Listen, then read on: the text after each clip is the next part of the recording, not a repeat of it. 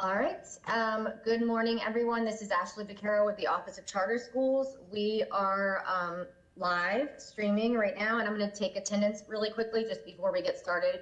We are remote today, so please remember to mute yourself when you are not speaking, and also it's very helpful if prior to speaking, and especially prior to making a motion, if you can just state your name so we can get those accurately in the minutes, and so those listening are able to know who is speaking.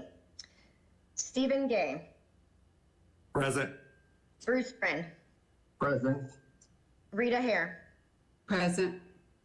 Dave Machado. Hilda Parlay. Present. Todd Godby. Eric Sanchez. Bart Danielson. Present. Shelley Shope. John Eldridge. Present. Alex Quigley. Present. And Alex Granados. Okay. Sorry. Okay, thanks, Alex. We do have a quorum of 7 voting members, so we are ready to go. Chair Friend. Thank you, Ashley, and good morning, everybody, and welcome to the April 8th meeting of the Charter School Review Board. If we may, let's please stand for the Pledge of Allegiance.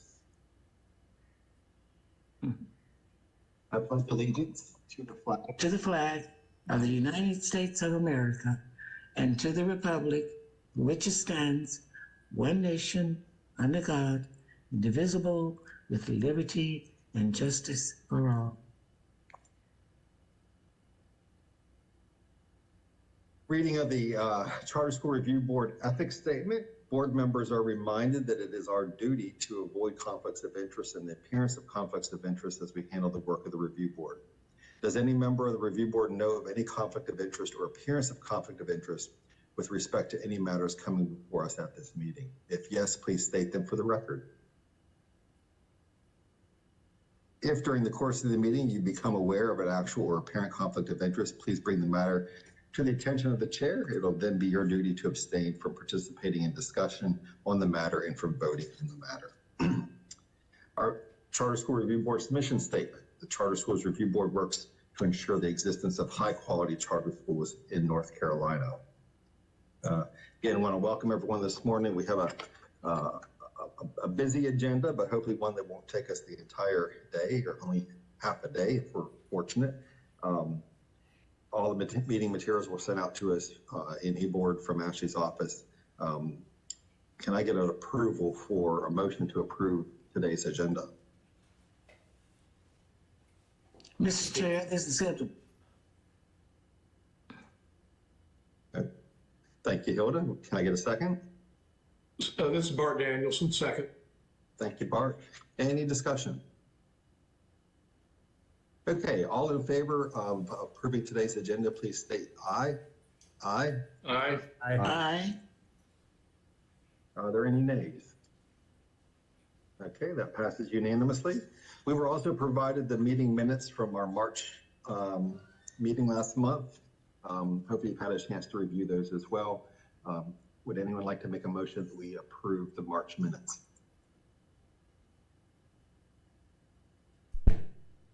Mr. Chair, Hilda Parlay approves the March minutes as amended. Thank you. Can I get a second? Bart Danielson, second. All right, thank you both. Any discussion? Okay, hearing none, all those in favor of approving the March minutes, please say aye. Aye. Aye. Aye. Any nays? Okay, that passes unanimously as well. And Ms. Bakar, I'm going to turn it back to you for the annual report. All right, let me pull that up real quick. So every year, our office comes before you, previously the Charter Schools Advisory Board, and presents the annual Charter Schools report. And then it goes to State Board for a presentation as well, and it's due to the General Assembly in June. So just a little overview of this. We cover everything really from legislation and the historical background of charter schools in North Carolina to academics, enrollment, trends we're seeing, and best practices and innovation. So there's a long list of things that we cover in this report, and the draft report is posted on eBoard for your review.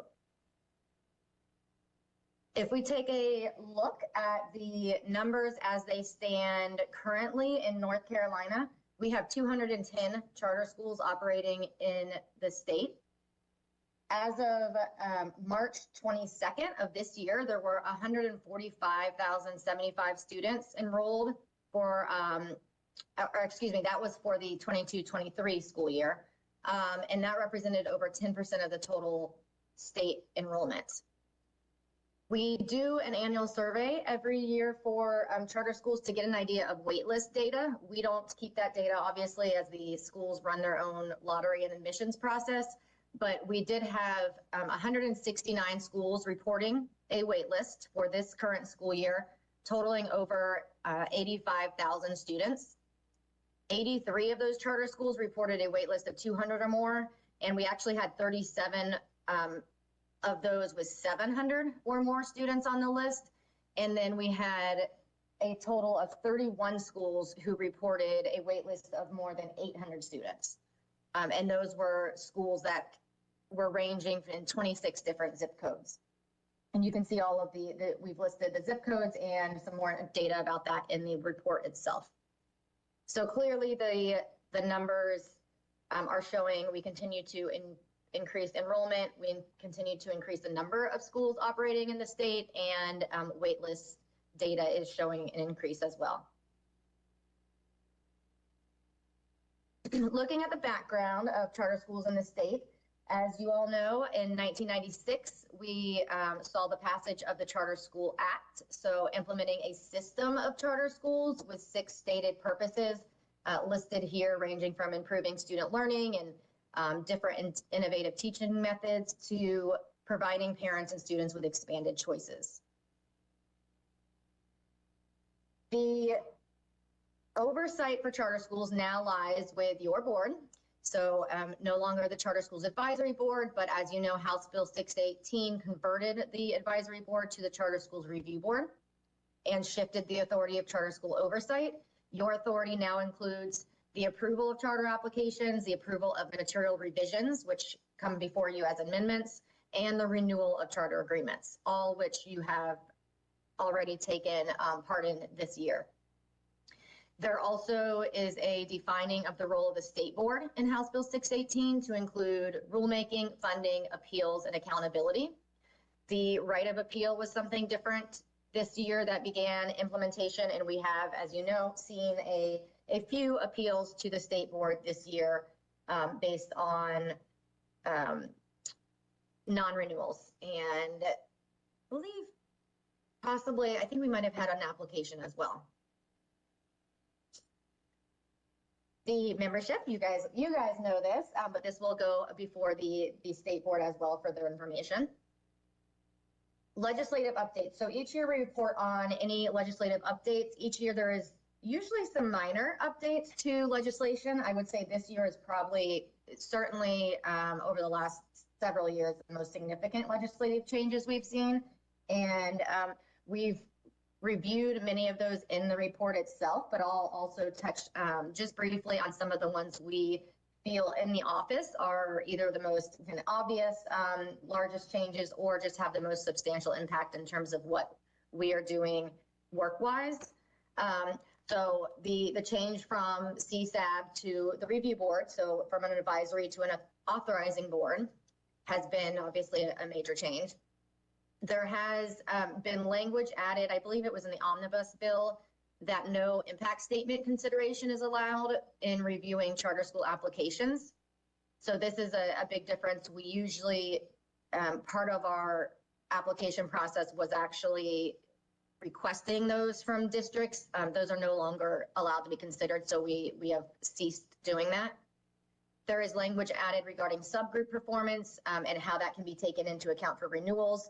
As we've worked on the renewal guidelines, you are all well aware of that change. Another very substantial change is the enrollment guidelines for enrollment increases. This used to be a pretty cumbersome and rather complicated process. There was a long list of requirements a school needed to meet in order to request above 30%. That has been completely removed. So a school that is not low performing may grow as much as it would like to, essentially. There's no longer a 30% enrollment cap. The low performing schools are still capped at 20%, but they may request to go above. So previous legislation said that it shall not be approved. So they essentially could not make that request. They can now, and you will actually have a few of those come before you today for an amendment. The Parents' Bill of Rights was a huge, legislative change for the entire state, and the bill itself, the requirements do apply to all PSUs, all public school units, including charter schools. And then finally, remote charter academies, we will begin bringing those before you for approval at the next meeting. And this was a pretty thorough bill that allows charter schools to now request a remote charter academy. So in previous meetings, we've seen a review of that entire legislation, and I've done a presentation on that, and you will actually start putting that into practice when we bring forward some applications for those over the next few months. And then also our application for new charter schools, which closes at the end of April, now has a specific section for those who are asking to become a remote charter academy. So switching gears a little bit to our office. The Office of Charter Schools is located within DPI, and we serve the Charter Schools Review Board. We also serve as the state's authorizing office with a mission to sustain the success of quality charter schools through operations, compliance, and support. We are currently staffed with 8 consultants, which is the largest office in history. This is the largest we've ever been, or the office has ever been, with an executive director, and also very exciting, the General Assembly allotted a assistant director in the most recent budget, and we are actually posting for that position this week. So certainly growing along with the number of charter schools and the number of students being served.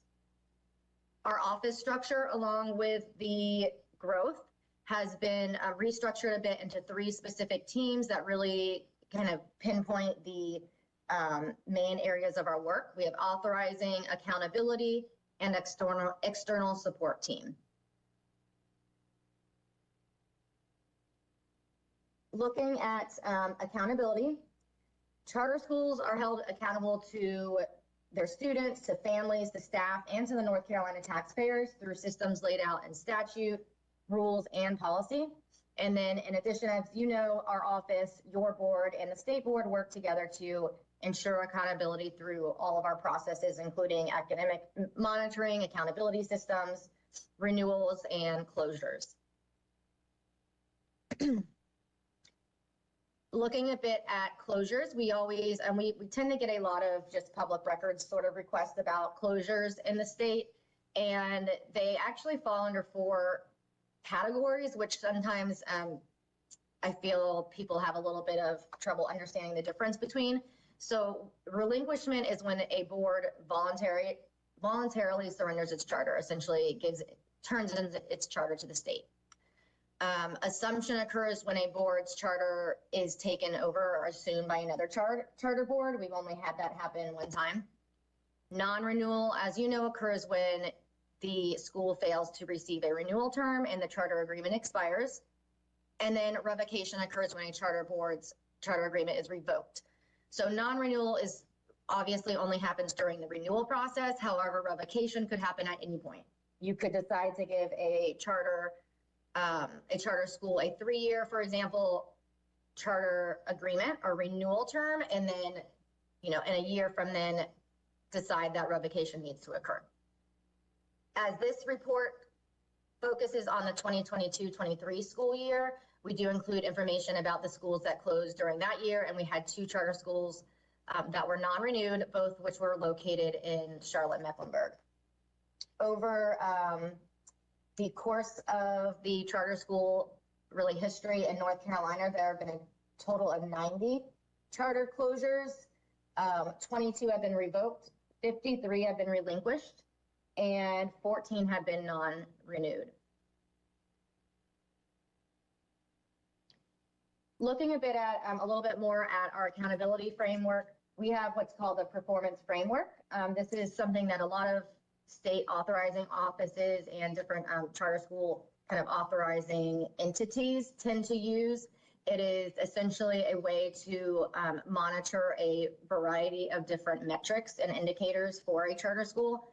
So our performance framework, which began in 2014, so it's relatively new, is in alignment with the state board's 2025 strategic plan of increasing the number of charter schools meeting or exceeding academic, operational, and financial goals. The performance framework reports on 46 different indicators, and it's kind of divided into operational, financial, and academic. Some measures are not applicable to all schools, so each school will have a different number, so to speak, as to what it's being monitored on. But annually, this takes place. Schools submit documentation through our Epicenter process, and annually we usually collect over 3,000 documents ranging from policies to lottery applications to insurance certificates, and consultants review those, and a school will receive essentially a report card, sort of performance framework looking document. Looking at the 22-23 performance framework, we had 65% of charter schools between the 80 and 100% in compliance for operational standards. 34% were compliant in every applicable measure, so essentially received a 100 on their report card. And then we had 2 schools which fell below the 80% threshold. Financially, the financial bucket, those non-compliance information comes from school business. And for the 206 operating schools we had in 22-23, 7 were reported as having cautionary or disciplinary financial status. The academic information is simply pulled directly from accountability data. We don't come up with anything new for that. And then renewal information is relevant only to the renewal schools, obviously. So I'm going to stop there just for a second and see if there are any questions regarding performance framework or any of the areas I've touched on so far. All right, looking at charter growth. So you can see here, the star is actually indicating when the cap was lifted in 2011. So for quite a while, there was pretty steady, there wasn't much growth, I guess you could say, prior to the cap being lifted in 2011. And then following that time, it's just really grown, obviously more than doubled. As of last year, we were at 206 operating schools. Currently, we're at 210 operating schools. If we look at enrollments data, this is a point in time number. So we take this from the CEDARS database, and we pick the point in time of December 1st each year. And you can see that between 2019 and 2023, really between now and the pandemic, we had nearly 25% growth. So a lot of growth in the enrollment that we're seeing in the charter schools post-pandemic. For this year, we had 7 new operating schools opening. We have 3 currently scheduled to open this upcoming fall in July or August, and that will leave 16 schools in the what we call our ready to open cohorts, which are scheduled to open in 2025. So that will be a very large group of schools preparing to open. This year we had 15 charter applications received, which you all interviewed, and 8 of those were approved under a standard timeline. If we look at the charter school authorizing staff, our office serves as staff to the Charter Schools Review Board.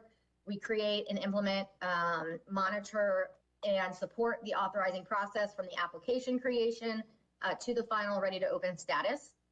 Once a school is operating, it moves from that authorizing and ready to open status to an operating school, and we continue to support and monitor.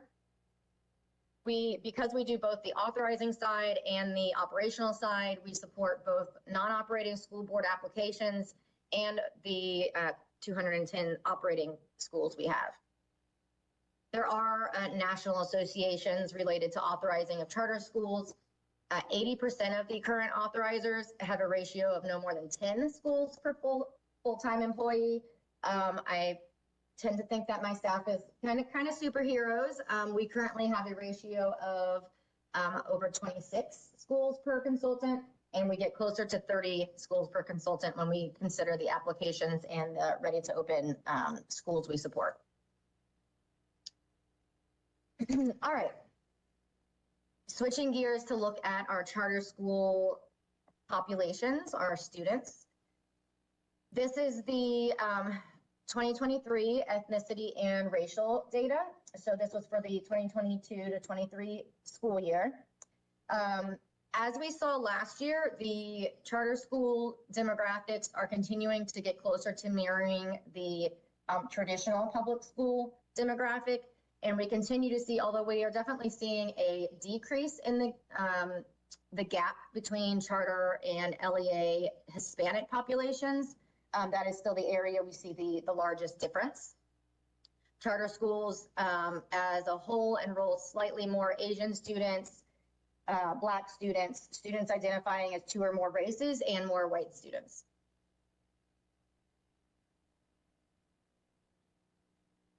If we look at our students with disabilities, if we look at the charters and traditionals, you can see the charters in blue and the traditional LEAs, or what we usually call district schools, in red. We can see that since 2019, we have continued to see slight increases in the EC population, both traditional and charter public school units, with about a 1.5% difference currently between charter schools and district schools. And if you look into this data a little bit more, just in terms of school by school, it varies very widely in terms of how many students with disabilities are being served at different schools. Some of our schools have lower percentages and some have very high percentages, much higher than the 13% average for the state. Looking at English language learners, we continue to see an increase in those students statewide, with traditional public school units enrolling about twice the number, or over twice the number as charters.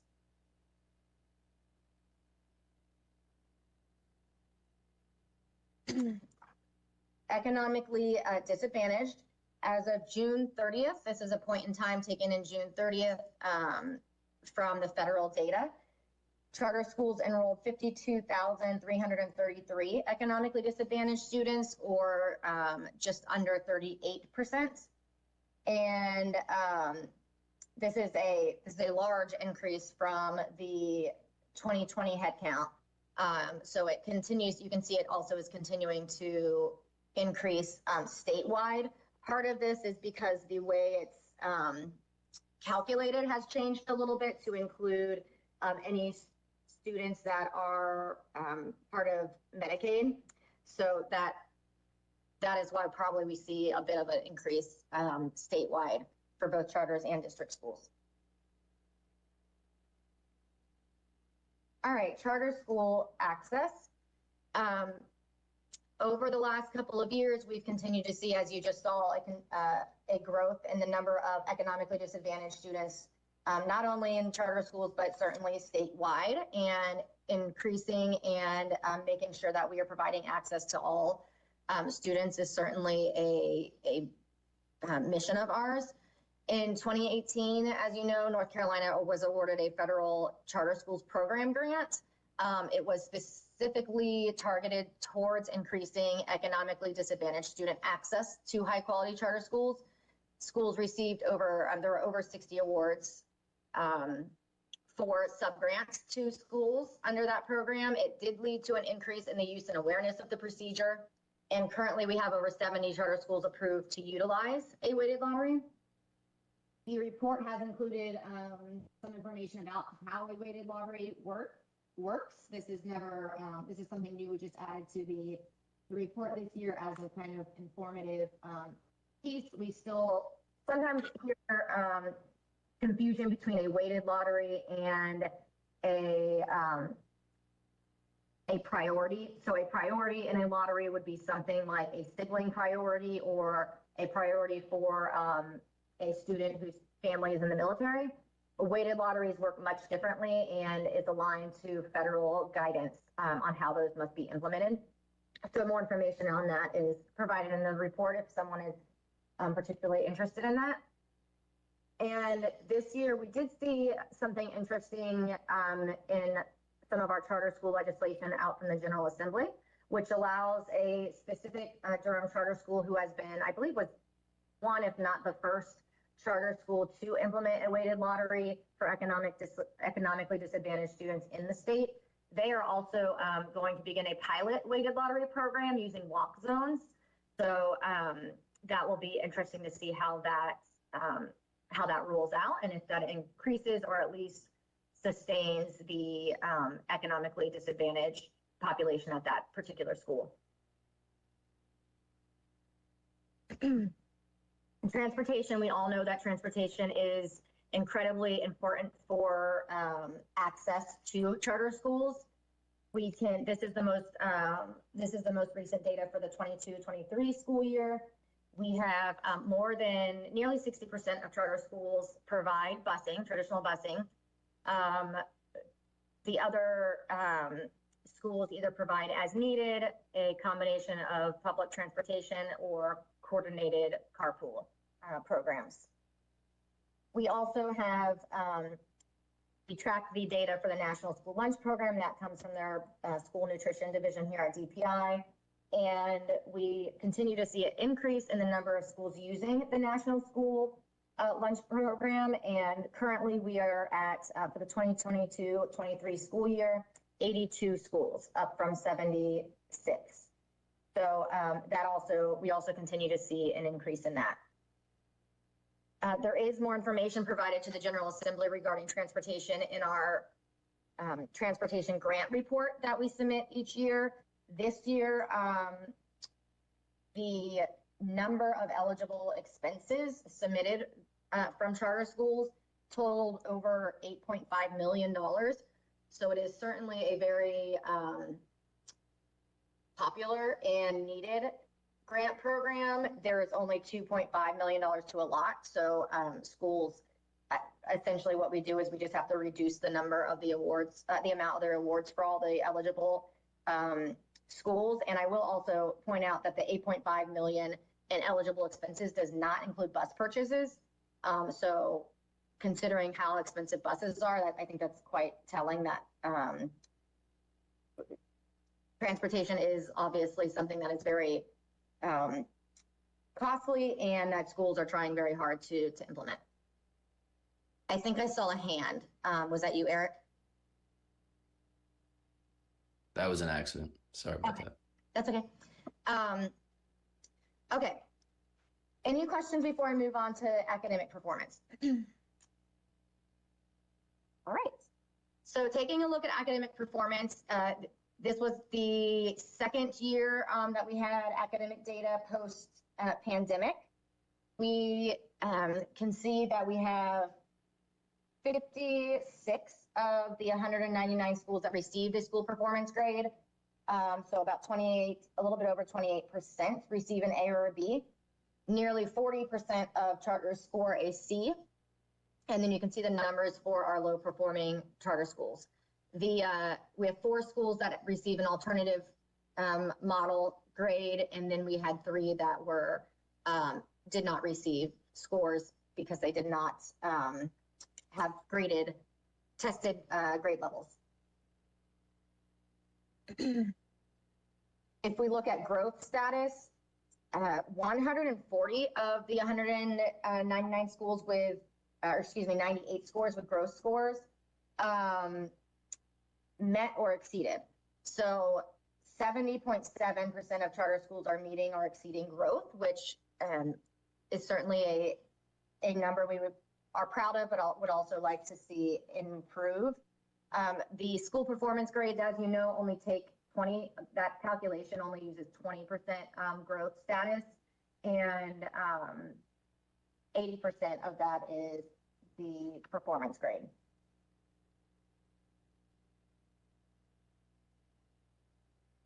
Taking a look at low performing schools, just as a reminder, low performing is a school that receives a D or an F and then a met or not met growth. Continually low performing means the school has been low performing for 2 out of the 3 consecutive years. This is the, based on last year's accountability data, our most recent data. We have 56 low performing schools, so it was 27%. 55 continually low performing. And then those that are both low performing and continually low performing are 49 of our schools. So essentially that means that they've been low performing 2 out of the 3 most recent years and are low performing this last academic year. And then the total that are either low performing or continually low performing is 62 or 30%. This is the comparison data. This actually was presented to the General Assembly on the annual report on low performing districts and schools. This is submitted in November of each year. And you can see the charter numbers are here in yellow. We have traditional public school units, lab schools, and then districts and recurring traditional low performing schools. Recurring traditional low performing schools is essentially the same as what we call continually low performing charter schools. So 2 out of the last 3 years, low performing. And you can see here that the numbers, I think, for continually low performing charters underscore, one, the difficulty of school transformation for schools that have consistently struggled with school achievement or academic achievement. We have seen a decrease in the number of low performing charters, but we are not seeing a decrease in the number of continually low performing charters. So those that have a kind of pattern of low performance, and you can see that is the same actually for traditional public school units as well. They saw a decrease in the number of like one-off schools, low performing schools, and then did not see a decrease for their recurring low performing schools. All right, the General Assembly asked that we provide information about impact on districts each year. We focus mainly on the funding that is going to charter schools because charter schools pull from so many different districts. There's really, it's not possible for us to really pinpoint a impact on a specific home district. But we can tell you that from 22 to 23 fiscal year, that charter schools received nearly 10 million of the 11.9 billion public school budget. As you know, state funds are based on ADM. So for those not as familiar, that's the average daily membership. Federal funds are targeted to special populations such as Title I or our students with disabilities. And then local funds are based on the local current expense appropriation for that county. And a charter school essentially bills a county for the students it enrolls. And then finally, there is additional information within the report regarding best practices. We asked that during our annual survey of charter schools, some schools will provide information about different types of programming they have. We like to include some of that information. We also have included some portrait of a graduate exemplars. We are always excited when charter schools are highlighted or taking part in the statewide programs that districts are also involved in, such as Portrait of a Graduate or Promising Practices. We highlight our Teacher and Principal of the Year recognitions. And then finally, I'd also like to point out that we have a list of resources within the report. And this year, something new is the My Future NC Attainment Profiles. There's a link to those, and you can go into each region of the state and see how charter schools are performing and what their district, or excuse me, what their demographics look like within that region. So now I will, if there's any questions, also we do normally, as the advisory board, you guys typically voted to recommend the report or recommend that the state board receive it. We can continue to do that. You can vote to approve. It's really how you would like to do it. But I would like to have a clarification in there that you are okay with me adding the renewal votes from today's meeting. I will need to update those in the report, and obviously I could not do that until after the meeting. So any questions? Yes, Ashley, this is Hilda. Can we vote or make a motion after we receive the data for the renewals? Sure. I'm just going to, so you, essentially what I need to do is just update a sentence that will tell we'll put in the report the renewal term for the 2 schools you guys are voting on today. Okay, That's what I will update. So we could do that at the end of the meeting if you'd like. It's totally up to you guys. Well, Ashley, I just want to thank you and your, this is Bruce. I just want to thank you and your team for once again pulling this all together. It's an incredible amount of information and data, and knowing everything else that has been on your plate for the past 8, 9, 12 months. I don't know where you found the time to do all of this, but I suspect it had, I suspect there was a lot of after hours work on this. I just want to thank you and your team. It's very thorough.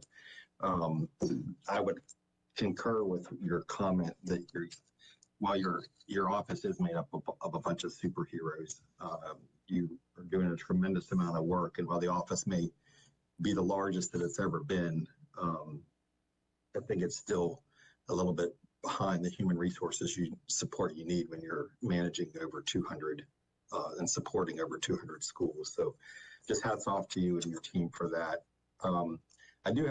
I had one question and then just a comment, if I may, before we vote to adopt.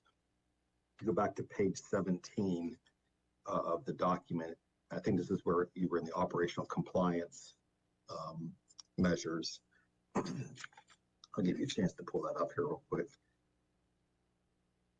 So there's a listing there of all the things that you track, and you've done a nice job of, how are the schools, I guess we wish they would all be at 100%, but what you're tracking there. This is just a comment on, and maybe a question on the heels of some of the renewals that we just went through. Like if you go to number A11, it talks about that there's always a quorum for nonprofit boards and that they meet at least 8 times a year. I'm just curious if it would be worthwhile putting in another metric that they make sure that their board meeting minutes are publicly up to date and publicly available.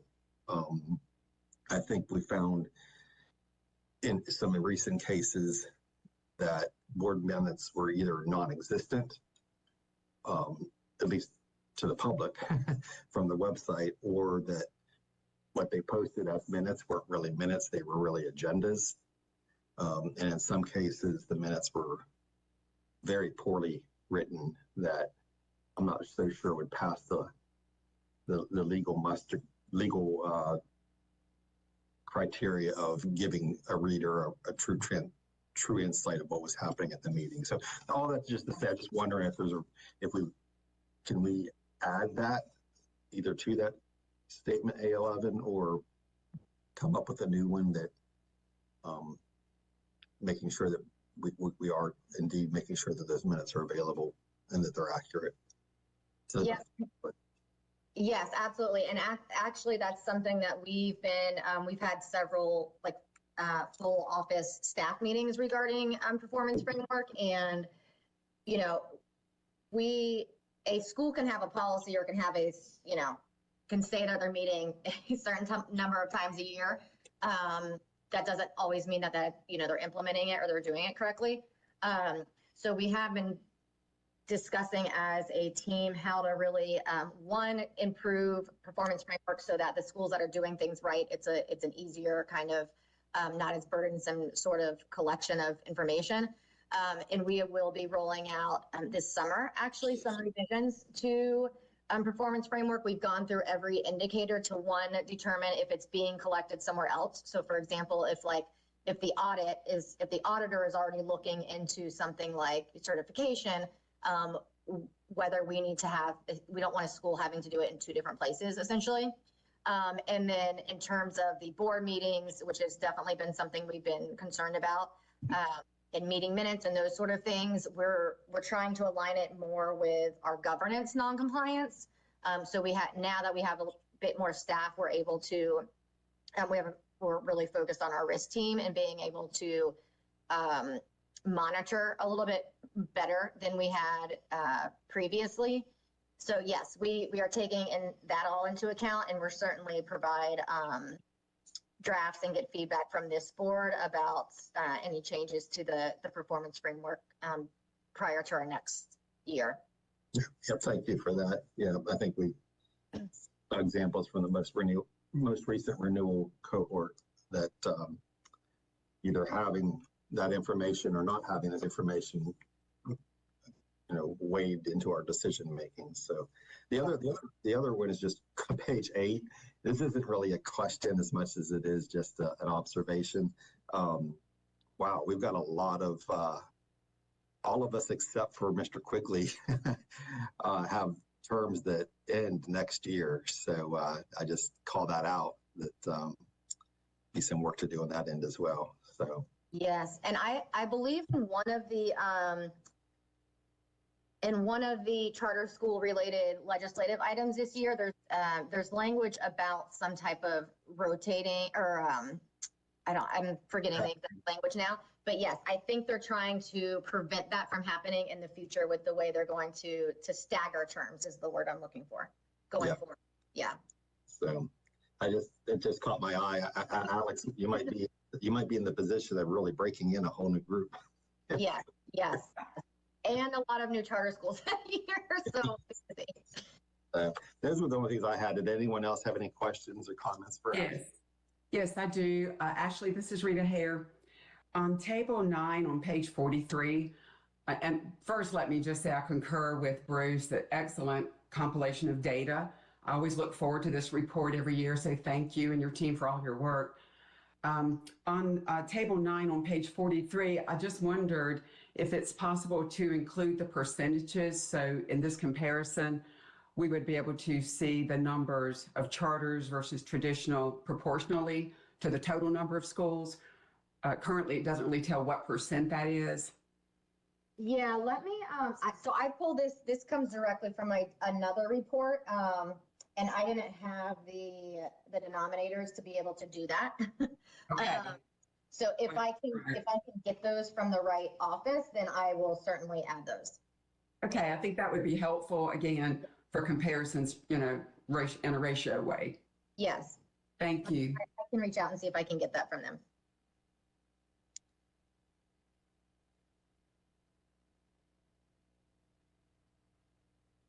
Thank you, Rita. Any other questions from board members? Comments?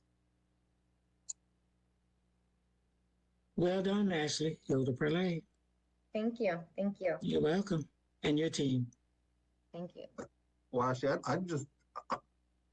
I'm okay with going ahead and I'd like to go ahead and make a motion that we adopt this annual report with the caveat that you're going to update the renewal section for the 2 schools that are up for renewal later today. Okay, great. I'll second that. This is John. So we have a motion and a second. The motion is to adopt this report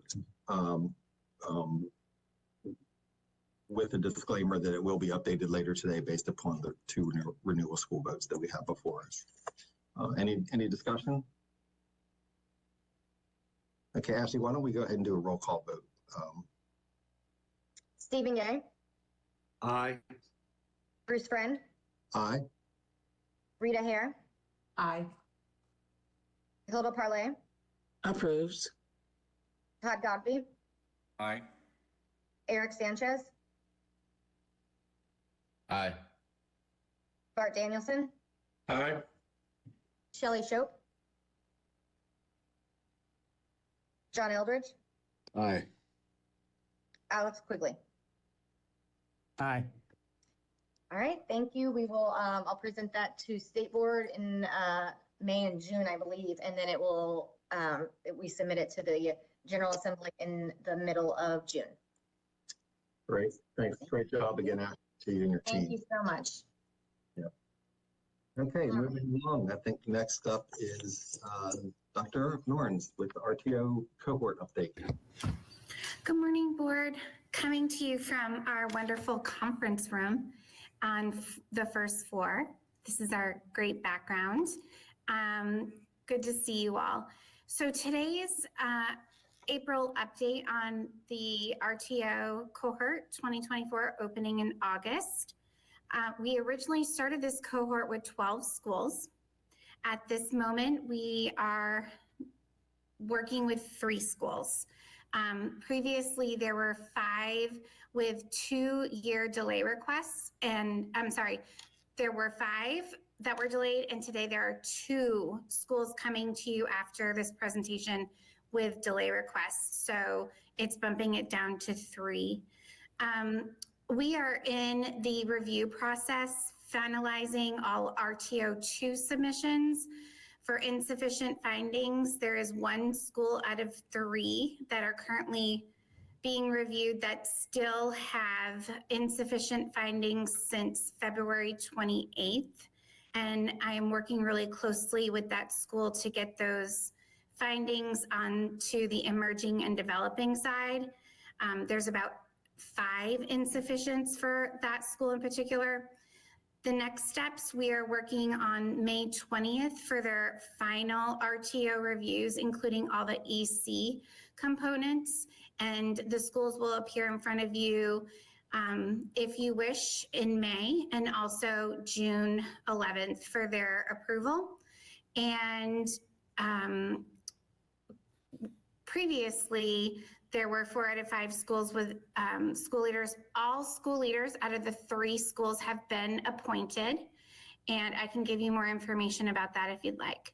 So today we present to you the delay year schools, and the current finding with Flat Rock Classical Academy is that they decided to withdraw due to other reasons. We can share their letter.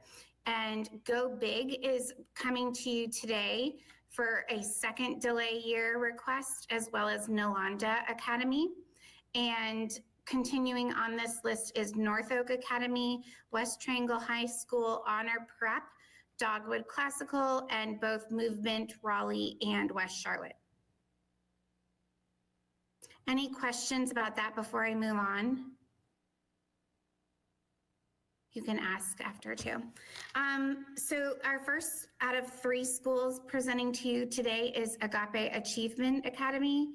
Their April applications, they've received 133 out of their projected enrollment number of 168. So they're at 80% of approved ADM, and their break-even number is 126. With their facility update, they have begun retrofitting a contingency facility as a temporary location that is less than 3 miles from their original permanent facility. And there are fire sprinklers in working order in this contingency facility that is 11,000 square feet. They anticipate their ECO and final inspections by May 31st. ALA Monroe, their original projected ADM is 450. Their current applications are 127, and they are at 28% of their approved ADM with their break-even number 300. They're pretty confident that they're still going to make that 450 with a big marketing and recruitment effort coming this week. They have already gained their ECO from the facility they're moving into, which has been approved for an educational certificate of occupancy, and all updated fire and health inspections will come no later, they're hoping, than June 1st when they possess the building back. And then lastly, we have Riverside Leadership Academy in Craven County. Their opening ADM is 480. Their April admissions, they have 378 applicants with 78% of that approved ADM, and they are really working really hard. A majority of those applicants, they have sent out, I believe, 200 plus approval letters, or they're going out this week. And they have started their clearing and grading of their modular pads and parking lots last week. And they anticipate all inspections starting in June, completed by July 1. What questions are there? Thank you for this. This is Bruce.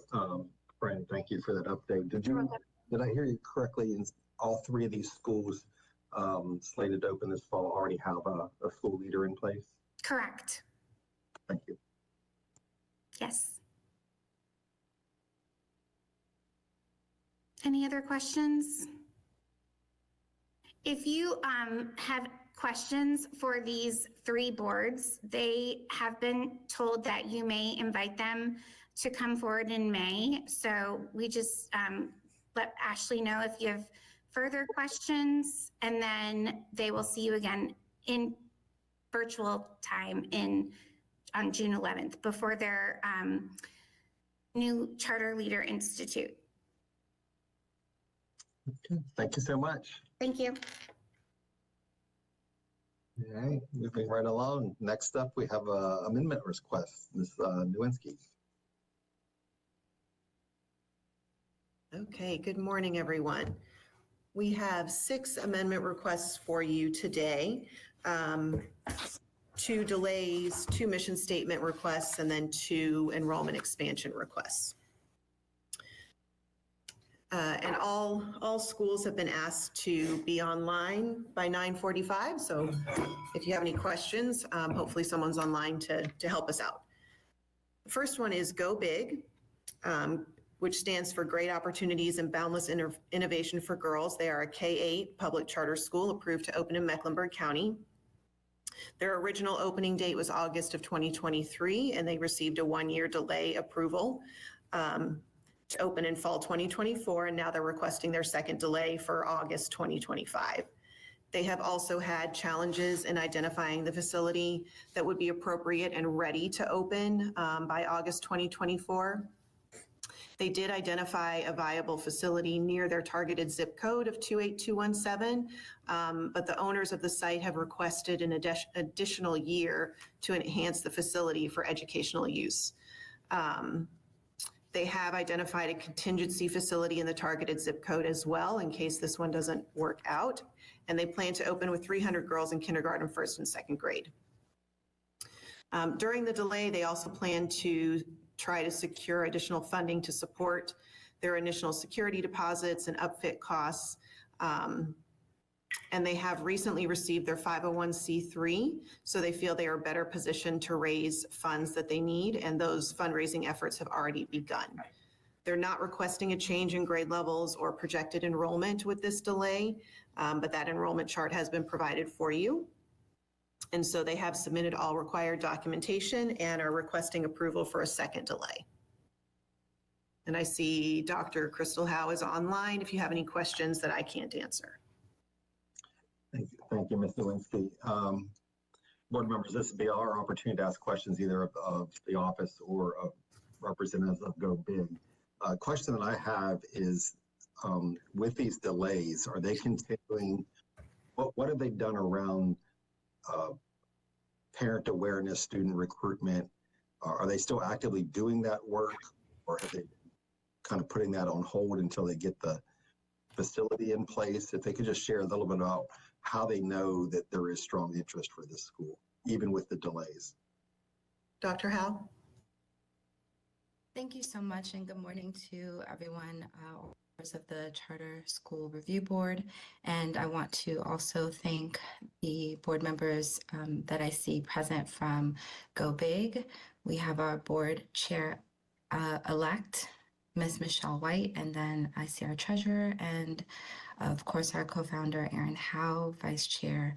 Just wanted to, and Joelle, thank you so much for joining as well, Ms. Duguay. And so I'm going to forward that question. It's a really great question to our board chair elect, Ms. White. Good morning, everyone. Can you hear me okay? It is an honor to be here, and that is a great question. With the most recent delay year, there have been several informational sessions where we've had different families come and join us. There have been a couple of recent online sessions, and we are preparing to host a STEM fair at the end of the month on April 27th, where we are preparing for about 100 participants.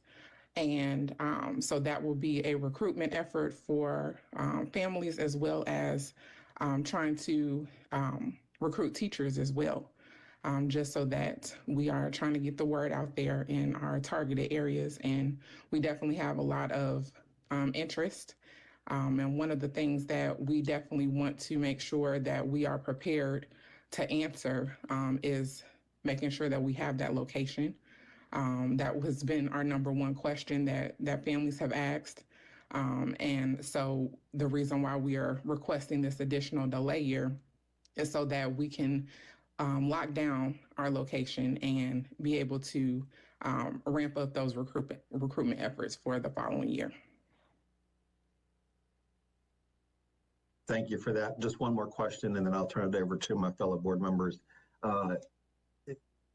In the statement, the summary talks about needing an additional year to get the facility up to the point where it's ready for educational use. What are some of the, you don't have to get into everything, but what's some of the bigger ticket items that need to be done to the facility to get it ready? So we have two main facilities that we're looking at. The first one that requested the year for the upfitting of the facility, that was more so just, making sure that we're changing from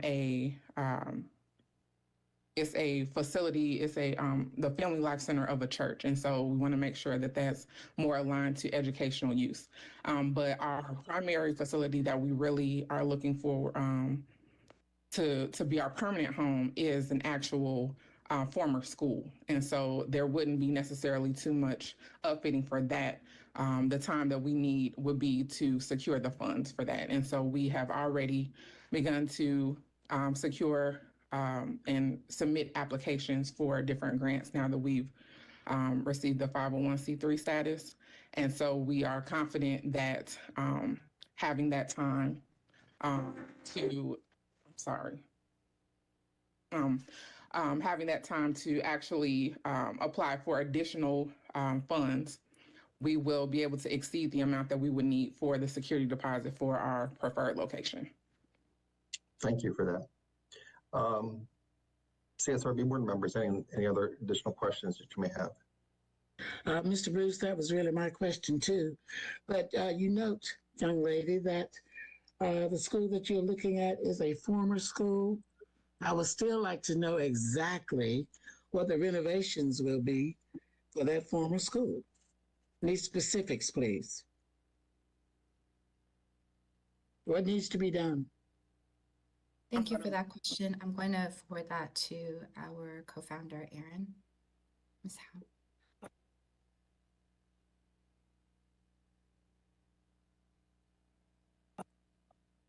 Howe. Yes, so those renovations there it's mainly about the funding itself to achieve it's very minor renovations. However, to maintain our fiscal responsibility, we want to ensure that we're not overdoing it, considering it's a temporary facility, without speaking too much to like having to restructure the facility at all. So just mainly putting some temporary modifications there. I still would like specifics, please. Thank you. Sure, and I'll sorry, kind of touch on what they've said. So the facility that Ms. White mentioned, that is a Family Life Center. They already have a zoning that is they're zoned for educational use, but they do not have a current educational certificate of occupancy. And there are some structural changes that they would like to make to their facility. They've primarily been using it just for the church body. And so there are some things that they would like to do with regard to some of their spaces. So they have, for example, the fellowship hall that we could potentially use. They have an area that could be, used as a playground, and they were very open to that. And it's very important to them that they are fully, transparent with us with what they want the building to be used as. It's close to their heart. And again, giving details because this is, was asked for, so I'm sure you won't mind. Their pastor, bishop, I believe, is recently deceased, and it was his vision to be able to host a school in that facility. And so the board members of the board of trustees, thank you, I'm recovering from a cold, but the board of trustees there is very passionate about allowing that facility to be used as such. And so they have a list of items that they want to be able to accomplish and do in line with our vision for us to be able to use that space and for them to be able to continue to provide that space for other schools to use, because again, that would be a temporary option for us. So we would not be the only school that they would potentially partner with. And then as Mrs. Howe mentioned, and as Ms. White said, the preferred location for us would be a longer use facility. It would allow us to be there for a number of years. It was already used by a school previously. It had an educational certificate of occupancy. So that one is not really much upfitting that needs to be done. We did take a tour of the facility. It was primed for use. I think there were some things that needed to be cleared out from, parking lot, maybe leveling, things like that, but very, very minor repairs. That one is more of a financial ask.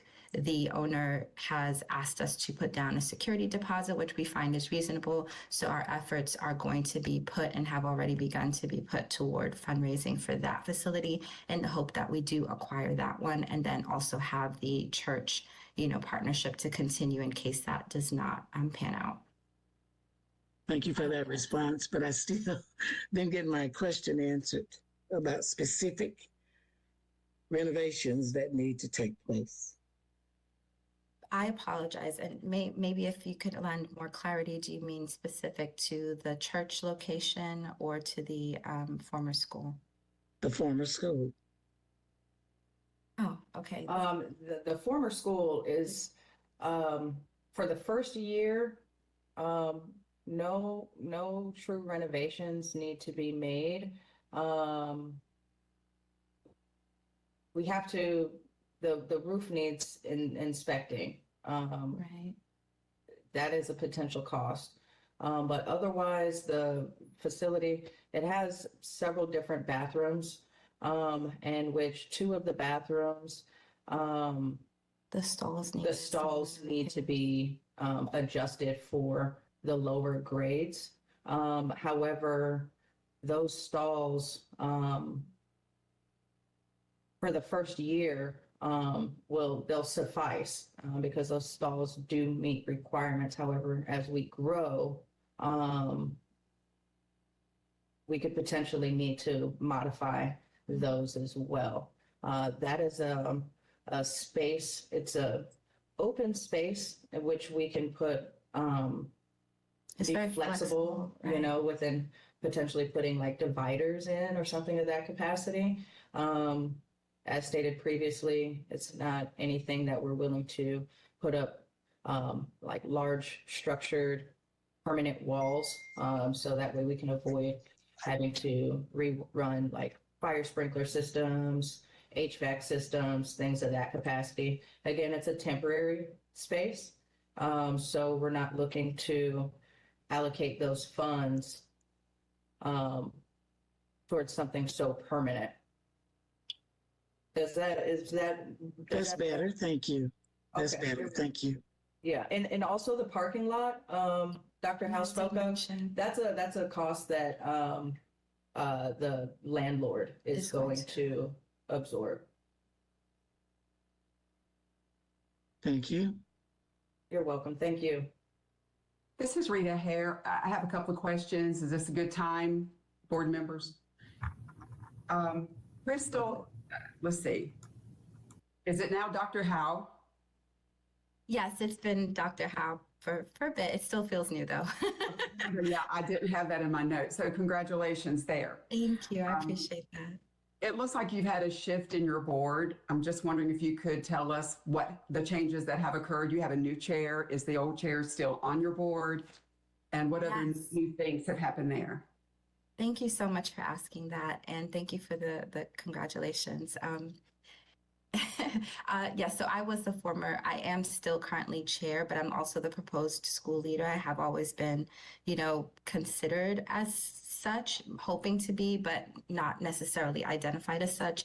So we recently formalized that and are very excited to have our board chair elect, who is Miss White, who spoke initially, and she's been on our board. We also have additional board members. All of our board members that were with us are continuing on with us, with the exception of Mr. and Mrs. Jenkins, who unfortunately they have a family matter of concern that they had to leave and step down for, but they're very much still in support. We're in communication with them, making sure that they're okay and they want to support however they can, and we want to support them in whatever ways we can. We have replenished their roles and continue to recruit additional board members. We have had several interviews over the past couple of weeks for board members that want to join. We've also added an advisory board, which has been phenomenal. As I mentioned, with my transition into school leadership, the board, our operating board, felt it would be good to have a board that just, works to support the school leader, and they only, they're non-voting board. Their main primary role is just to offer support, counsel. So that advisory board is made up of, former school leaders and educational consultants. And so it's really been, we have a lot of support. Our board is very strong, and the advisory board was a wonderful addition, I must say, as well. Okay, another question. I guess just something I want to point out, and maybe I think we'll probably be having conversations about this with the Office of Charter Schools, as a number of schools run into facility difficulties that result in delays, and then that results in information and application content that turns into 5-year-old content, a 5-year-old budget, 4 and 5 years old. As far as budget numbers, I think that will eventually be concerning. I know we had concerns about your budget initially when there were, it was a 5-year projection, of course, and it's just a projection, but there were no raises allocated for teachers during that period. And now we're looking at opening, if this will happen for you in 2025. So I'm thinking that will make that budget 4 years old. And, just with inflation and with rising costs and workforce and materials and other things, it seems that it's putting us in a situation of unknown numbers. How would you know your numbers unless you completely reconstruct a budget based on today's values and today's pay scale? Because the thing that you submitted in 2020 or 2021 will not be relevant in 2025, right? So you have to have a budget to operate by. I don't know if we will ever see that budget, but I have concerns about submissions getting older and older and being somewhat irrelevant, that we approved in previous years. So just as you continue to come back to us in the months ahead, I'd like to know any information you have about the budget in an ongoing way, because I know you will have to be bringing definition to that and some changes to that. And the other thing is that when we spoke with you, I guess it was in January, and I know now you're adding a year to it, but you had 10 applications or 10 people on the interest list. And before you got the delay, I remember the number was something like in the teens or the 20s. We just never have seen strong numbers. And I know now you will add an additional, 15 months or so to work on that. But we've had 3 or 4 years, working on that in an ongoing way. We're just not seeing numbers develop. What is your plan there? What are you thinking the problem has been in getting the interest and being able to indicate that, to document interest so that it will support this moving forward? I think that's a wonderful question and something that we have been very much thinking about and working through. And I'm going to pass it to Ms. White, and then I'll add if that's okay. Okay. Yes. Yes, that's a great question. And as I stated earlier, one of the number one questions that we receive from interested families is about the location. And in having, off the record conversations with many interested families, they're like, oh, we would, enroll our child. We just want to make sure that the logistics are, right. So we need an actual address so that we can plan for, our family's route, things like that. And so making sure that the location has been the number one priority and has driven our request for the additional year. And in making sure that we have continued to offer different activities and hosting the events to make sure that we stay relevant and our name is out there has been something that is very important to us. And so, like we said, we are hoping that we're granted the additional year, and us as a board, we are very confident that having that location, will drive those numbers for interest and enrollment. Ms. White, just for informational purposes today, can you just tell us what is the most recent event that you conducted and what was the attendance like or the interest like at that event? And so the actual, we had a virtual interest meeting. I wasn't able to attend, but I'm going to refer that to Dr. Howe. Yes, absolutely. Thank you. So at the virtual interest meeting, we had about 5 family members that attended. And for this upcoming STEM fair, as we said, we anticipate having 100. We've reserved, 100 tickets on Eventbrite. We've had 40 reservations made so far. So we're well on our way to meeting our 100 number by the end of the month. And we are finding that, those types of events are the ones that are really the ones that families are excited to come to. They're seeing us in our element where we're providing STEM activities for the girls. We do a lot of, social media marketing. We've seen, over 100% increase in our, data with regard to our social media. And so we know that families are aware, and we've been very transparent with what we're doing. So the informational sessions are just a formal way to make sure that we're available if they have any additional questions. But as Ms. White said, the primary question has been, where are you going to be located? Have you found your facility yet? Please keep us posted. I also wanted to add that we've been very transparent and clear with distinguishing between interest and applications. And so it has been, difficult to say every time we have 10 applications, we have 15, but we want to be clear the interest is growing, but the conversion is important to us. And that conversion is not happening from what we've seen, because primarily parents want to be sure it's a hierarchy of needs. Where are you going to be? It would be different, I think, if we were somewhere where, everywhere was 15, 20 minutes, but it matters for families in Charlotte where the location is so they can start planning, regardless of whether transportation is offered, speaking as a family of 4 ourselves. And so we want to make sure that we are clear with you as a board that yes, our interest is growing, but we're not asked to report on interest. We're talking about applications. And so we're doing our part to convert the interest list that is growing into applications. And that's what our families need from us. And I would also like to add that our goal at this time is to maintain relevant and to continue our efforts and our impacts in the community. And so we've achieved various sponsorships as well. And so we're throughout those collaborations, you know, our communal ties have grown, and we have stayed relevant in the Charlotte area. And thank you for that, Erin. And then the last thing I do want to add, because I think you brought up a really good point as well. And is it Dr. Hare as well? I apologize. I think it is. Yes. It is, yes. Yes, wonderful. Okay, great.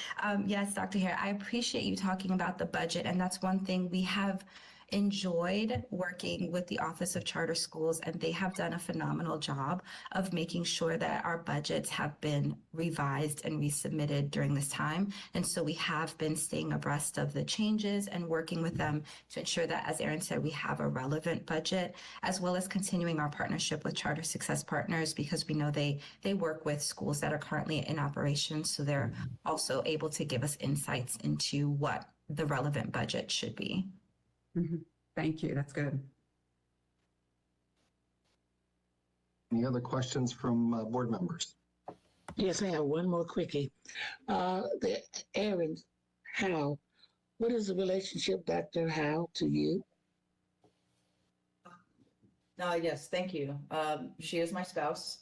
As she is the proposed head of school, I do anticipate rolling off to prevent any conflicts of interest as we move down the road. And that's why we've also, you know, brought on some additional board members. But we are here to prep our board so when we roll off, it's sustainable. Okay, thank you. Thank you. All right. Bruce, if I might just make one comment.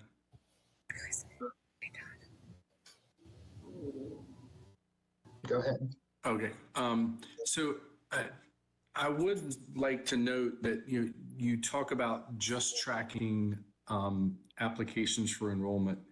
And while I think if we were not having a conversation about another delay, that makes more sense. But I think that you all need to really be tracking and be preparing to report interest as it relates to demand, because that is going to be really important to us. I really appreciate your saying that, and we're happy to do that. And I think it would bring, you know, hopefully some data as well that we could look at together to show that, yes, the interest is growing, and how are we working this year to make those conversions happen. So I do appreciate you saying thank you. Okay, any other questions from board members? Would anyone like to make a motion on Go Big's request for a second year delay?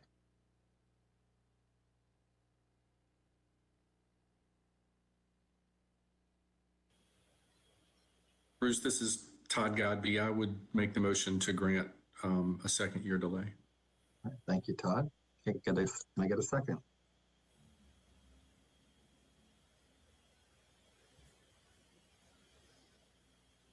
This is Steve Gay. I'll second that. All right, thank you, Stephen.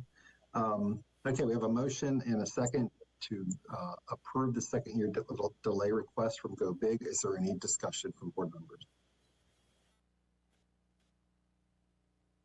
Okay, hearing none. Ashley, can we do a roll call vote? Yes. Stephen Gay, Aye. Bruce Friend, Aye. Rita Hare, Aye. Hilda Parlay,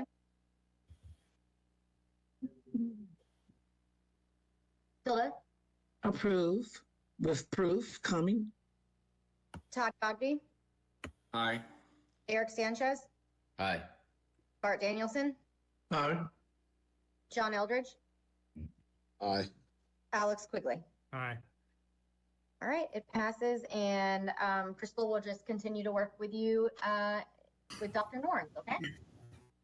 Thank you very much. We appreciate it. Thank you all. Okay, next up we have Nolanda's request for a second delay. They are a K-8 public charter school approved to open in Wake County. Their original opening date was August 2023. They were approved for a 1-year delay and now are requesting a second delay for August 2025 opening. As we've heard over and over again, Nalanda has encountered challenges in identifying a facility that would be appropriate and ready to open by August 2024. They've reviewed and visited approximately 15 properties in the Raleigh area, Apex, Cary, Morrisville, and Holly Springs. You may recall they were working with Red Hook Capital Partners, a California-based financing company, hoping to acquire an established school location in Raleigh where they could operate. The negotiations with the leasing company, seller of the property, and Nalanda board did not materialize. And so as such, they continue their search for a location, and they're not requesting any changes in grade levels or projected enrollment. And you have that enrollment chart as well. They've submitted all required documentation and are requesting approval for a second delay. Okay, thank you very much. Questions from board members?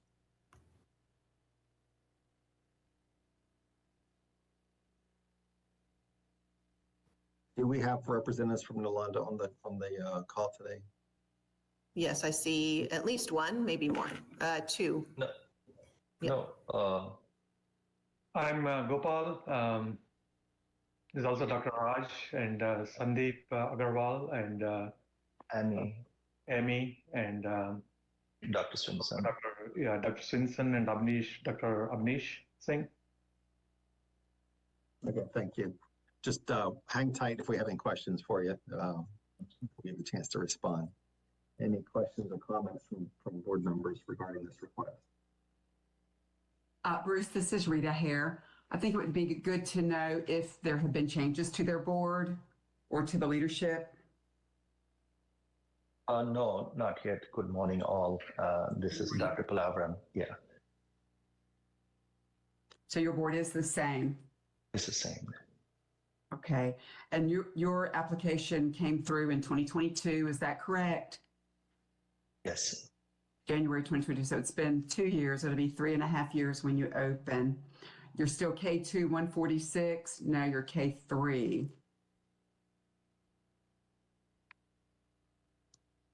Yes. Yes, and that was approved in their 1-year delay amendment.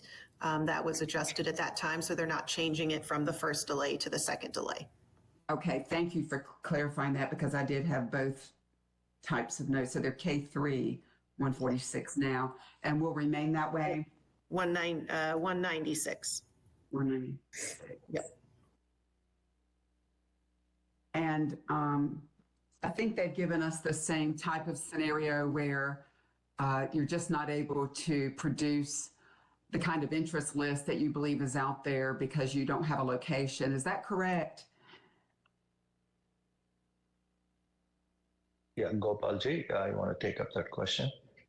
Yeah, we have good interest actually in the community, and we have almost 50 people who have expressed interest to enroll their kids. And again, the question boils down to the question they keep asking is where is the location and when is it going to be finalized, right? So despite that lingering question, we have about 50 people showing interest, and we participated in several events, community events, to make ourselves visible and also attract the prospective students.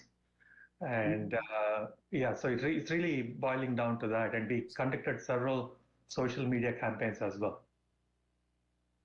Okay, and I think based on the information in the introduction, you currently do not have a prospective property. Yes, the property what we was looking at was this is Raj Palavram, the chair. Thank you for the question, and good morning to all. The property, the one that we were looking at was on the Bremer Street in Raleigh. That was the property that we were looking at it, and there was a third-party funding agency from West Coast, Red Hook Capital. So they were interested in making this facility to work for us. We were about to sign on a lease, but at the time of the lease signing, that we had the meeting with their legal team and our legal team, and they came out with a point saying that they wanted to have a signed charter for them to have the lease to be signed and to move forward. And then we explained to them that not having a facility being ready, and I don't think the OCS will be able to sign on the charter. So they went back and they said they would come back, and they were taking their own sweet time, and we were losing time. And we came to a point where it became kind of a last minute thing. And at that point, still we didn't get a response from them. And then our board had a meeting with Dr. Norris also. At that point of time, looking at the short of time that what we came out with, saying that maybe you should strongly consider looking into it and see if you have to go for the next year, because we haven't signed on the lease yet. So that became a very critical point and got delayed, and that's what's happened there. As of now, we in this due process, we did come across quite a few properties, and we are hopeful that we are going to probably find something that as we move forward, we're confident on that. Even this facility is still available. The owner is in talks directly with us now without having a red hook. But the matter of the time that has come into the picture now. So yes, as of now, we haven't had any lease signed on the facility. This is Bruce Friend again. The question I have, just again reading the summary, it does tie back to the last question about just knowing interest. And obviously, it's hard to really gauge that until you have a ability to tell parents this is where we think it's going to be. But you mentioned Apex, Cary, Morrisville, Holly Springs. That's a really wide net.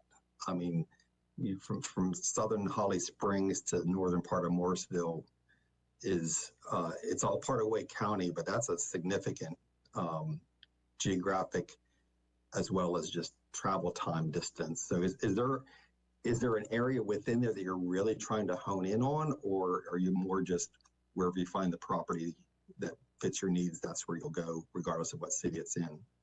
Yeah, so I saw this. Sorry, go ahead. Yeah, so also this thing. Sorry, Gopal, go ahead.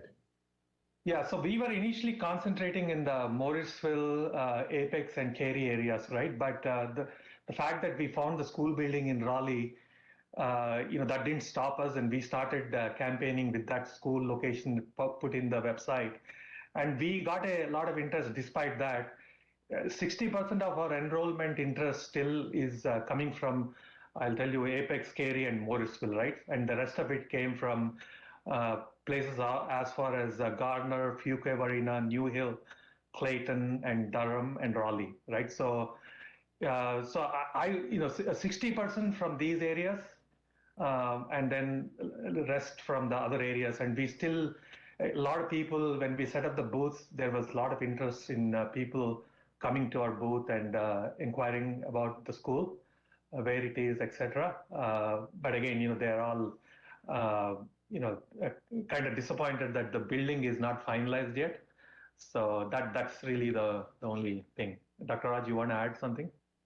Yeah, so they really like the concept of trying to, what the Nalanda is trying to bring up along with the education, trying to focus on the value building in the student. So they're still interested, families who were there in the beginning, they continue to show their interest there, because initially they thought, as my colleague said, Mr. Gopal, that it's going to be in this area, despite the fact that we were telling them the building is most likely to be in Raleigh area. They still continue to show their interest. So some of the enrollment, actually the people who were interested, who sent their enrollment things, they said that still they would be interested to bring their children, but they also wanted to know whether there's going to be any transportation arrangements going to be done and all that. So we were trying to explain and tell them, basing on number of students, how it is going to work and all that. So we were trying to explain to them that we would have something that to come up and to facilitate and give some explanation regarding how to do the carpooling and the parents and all those things there. So that interest for them mainly to see that the Nalanda, what is planning to do for the children, they still continue to show their interest despite the distance. Yeah, I just thank you for that. I just think that you're in a position where if I'm a prospective parent and I see, well, it might be in Apex, it might be in Raleigh, it might be in Cary, it might be in Holly Springs, it might be in Morrisville, I'm likely to say, come, I'll find you once you figure this out, because that's a very wide geographic area to kind of put out there and say, well, it might be here, but it might be over here. So just, I'm not saying anything that you don't know. So. No, thank you so much. This is Amit Dave Patel. I am Business Operations Director here at Nalanda, and I can add something to your question there because we physically presented ourselves into community outreach events in the month of February and March. There were total 17 events which we presented ourselves, and I personally reached out to preschools around the zip code of the Braemar Drive area and also in the Morrisville. And what I was receiving as question and answers that, folks are interested with the concept of the charter school we have, but at the same time, they wanted to have the assurance for open house. They wanted to see the building where their children are going to go. And also we could not satisfy those requests. And that's where we are, our hands are getting really tight here. Yep, understood. Other questions from board members? Well, again, Bruce, you asked the question I had. Being such a wide net with only 50 interests, and you said approximately 50, so it could be less. I must admit, they got a lot of work to do to get that interest number higher. Agree. MG, you want to take Absolutely. So this we started with our marketing campaign, and this is working so well. In just past 2 months, we have reached to this, and for the projection to going forward, we have planned for traditional marketing, door to door, and also many event sponsorship, which is related to the targeted audience, which are K through third grade parents. And for that, we are very confident if we are going for extension, we will be able to outperform the numbers because we wanted to have at least 200 confirmed enrollment, not just enrollment, but the admissions I'm talking about. And what we are doing is one-on-one interaction. The interest which we generated recently, where we are developing that trust-based relationship with those parents in the community, and also with these organizations like preschools, which I was talking earlier about, and the preschool owners, the connection. And that is where we are confident that we are going to bring students if we have a location confirmation sooner. Thank you. Thank you. This is Rita Hare. What is your break-even number? 147. 147? Yes, ma'am. Okay, thank you. And Dr. Hare, if I could clarify, the grade levels and projected student enrollment was approved in February when Nalanda came before you for the relocation amendment. That's not, those numbers are not from the first delay, so I need to clarify that. But these are the numbers that were approved by the review board in February when they were approved for their relocation amendment request. Are they planning to be year-round? No, this is going to be traditional school. Okay, thank you. Traditional calendar, yeah. Okay. Okay, any other questions from board members? All right, hearing none, would anyone like to make a motion on Nalanda's request for a second year delay?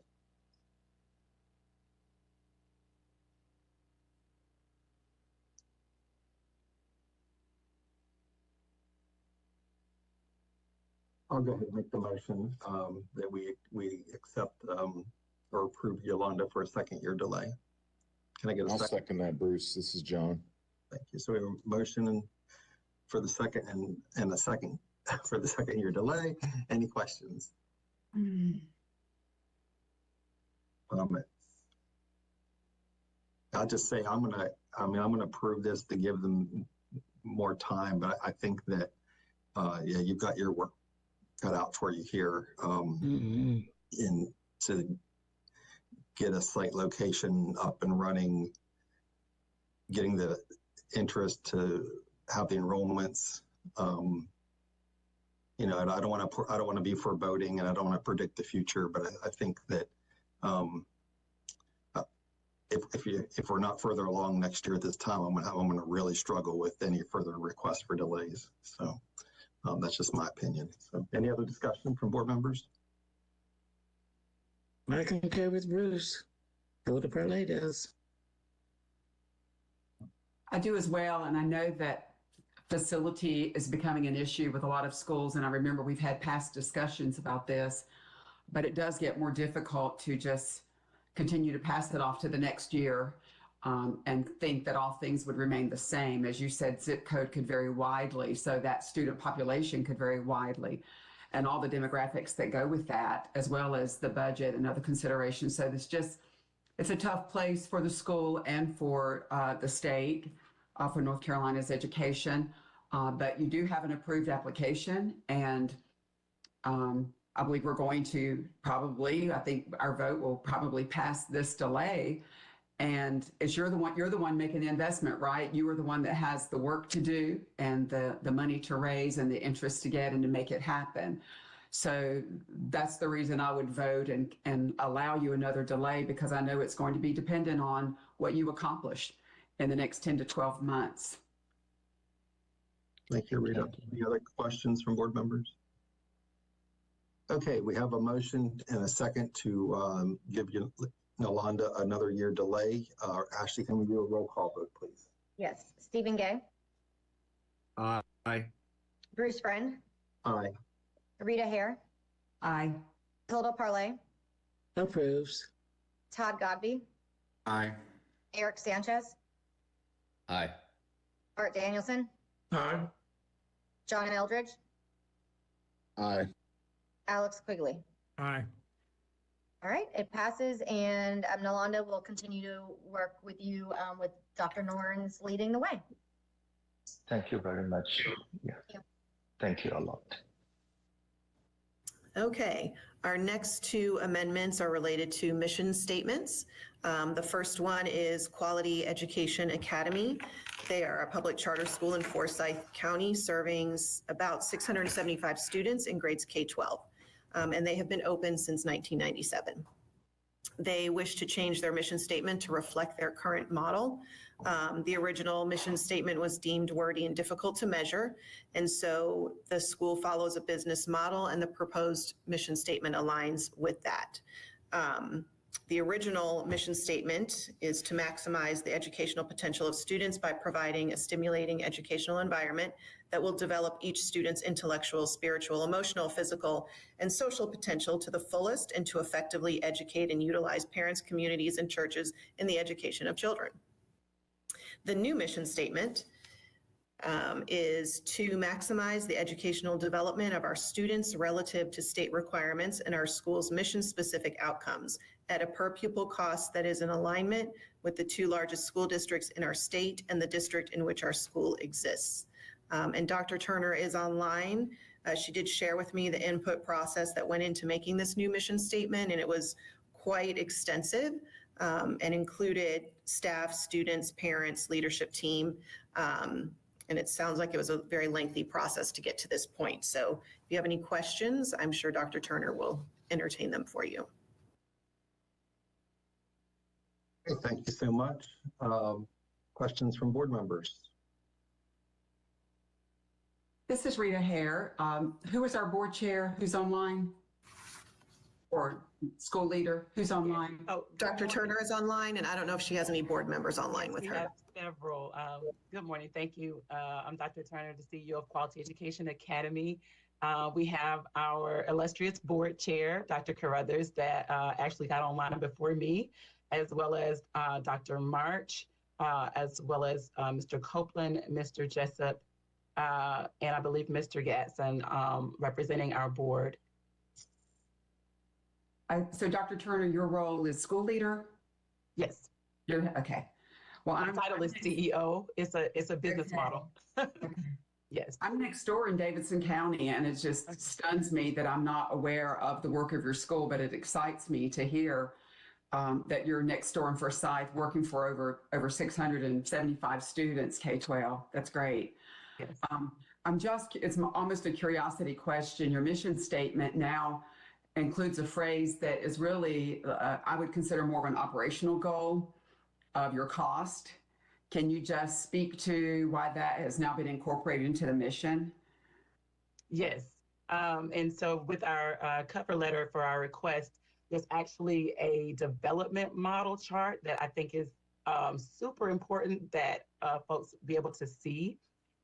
It shows the development of our school over the past 27 years.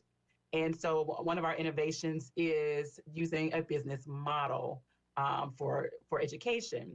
And so having done a book study of Good to Great and Great by Choice, the cost piece is included. It sounds operational, but putting it at the forefront that, yeah, we can do this if it costs us $1 million. Well, we are disciplining ourselves to be able to do this at or below that same purposeful cost of all the schools around us. So as a charter school, we're required to innovate. This is part of our innovation is kind of using that business model. And of course, business, it's about the bottom line. So yeah. It certainly is. And since the school's been around since 1997 and you have just complete stakeholder involvement, I'm not questioning the mission statement. I realize a lot has gone into that. It's just curious, and that explains it. That business model includes for what cost, at what cost, because you can accomplish a lot of things if you exceed the budget, right? But at what cost will we maintain to reach this mission? So thank you for that. You're welcome. Yeah, Rena, thanks for pointing that out. I will say I don't want to pretend to be an expert on mission statements, right? I tend to be pretty more hands off if school wants that to be their mission statement. I just when I read that, it just seems like is the mission to be financially comparable to the other school districts, or should you really be focusing about the academic comparability to districts? And as it currently reads, it comes across to me as like maybe I know you're not saying this, but it just kind of reads as if it's like we just want to make sure that we're per student financial basis comparable to other districts, and that's to me a little bit of a misplacement of what the true priority should be. But and that would just be my interpretation. That's all. So. No, I understand. And I believe our vision statement provides that piece that we're kind of more used to hearing in the mission statement. So we say that our vision statement is who we are. And then our mission statement is like how we know that we've gotten there. So yeah, it reads that way in terms of kind of cut and dry. But our vision statement, I think, provides some of those pieces that we're more used to hearing in a mission. So. Okay, Mr. Friend, yes. Go ahead, Rita. This is Hilda. Hilda Probably. I have a question for the Office of Charter Schools. Is the rule that the mission statement should be 35 words or less still enacted? Ashley, correct me if I'm wrong. I believe at one point in time there was guidance in the charter school applications that limited the wording or how many words a mission statement could have. I don't think that we still have that in place. Ashley, am I correct in that?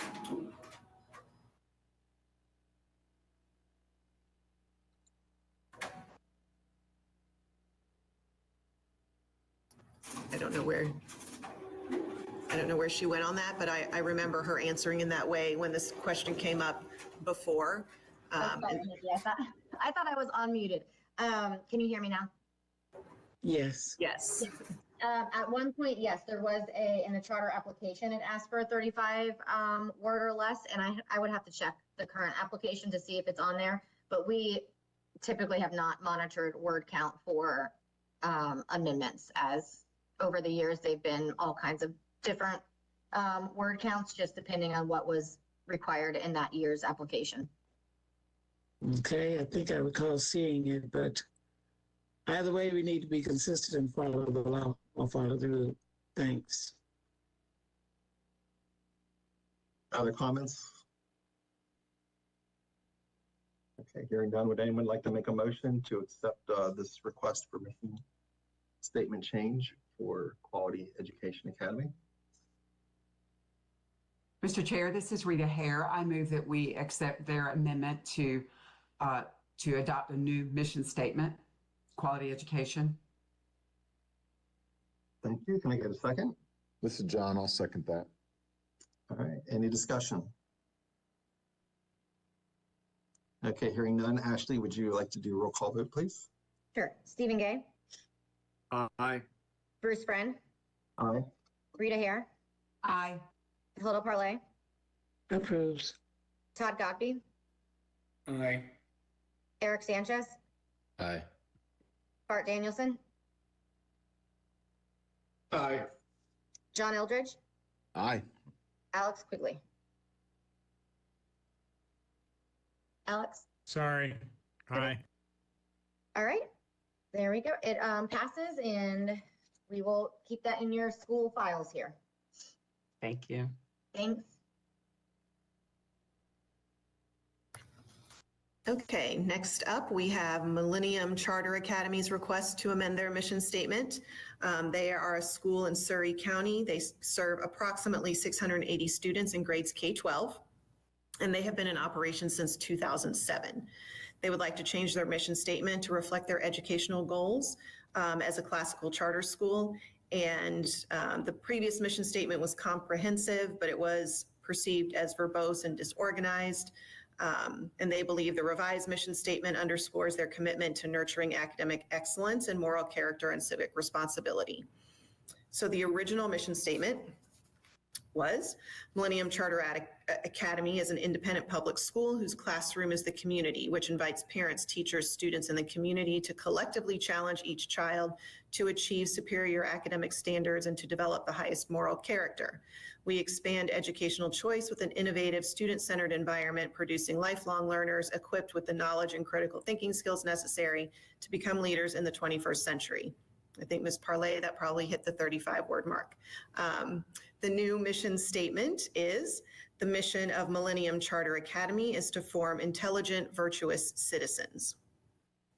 They did involve stakeholders, school leadership, and the board with their mission statement development, and all required documents have been submitted to our office for this change.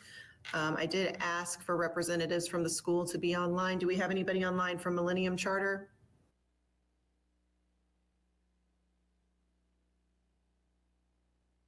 Doesn't sound like it.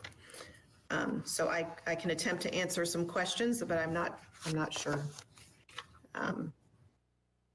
how much I can ask or offer. Now, Mr. Chair, now this one is too lean. To form intelligent, virtuous citizens. That doesn't say very much about their mission. I did ask for them to be available to talk about this, as I kind of felt like that might be a question and concern that came up for the school, and have not heard from them, and emailed them this morning and have not heard at this point.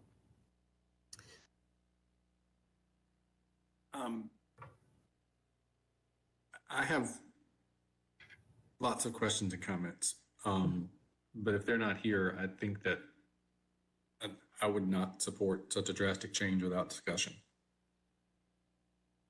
And we can certainly put this off until May if you would like. Yeah, I think we may want to do that, and since there's nobody here, and I wouldn't think this is a decision that if we delay it by 30 days should be too problematic. But at the same time, if they're to this archive version, stressing the importance that they have representation at the May meeting. Yes.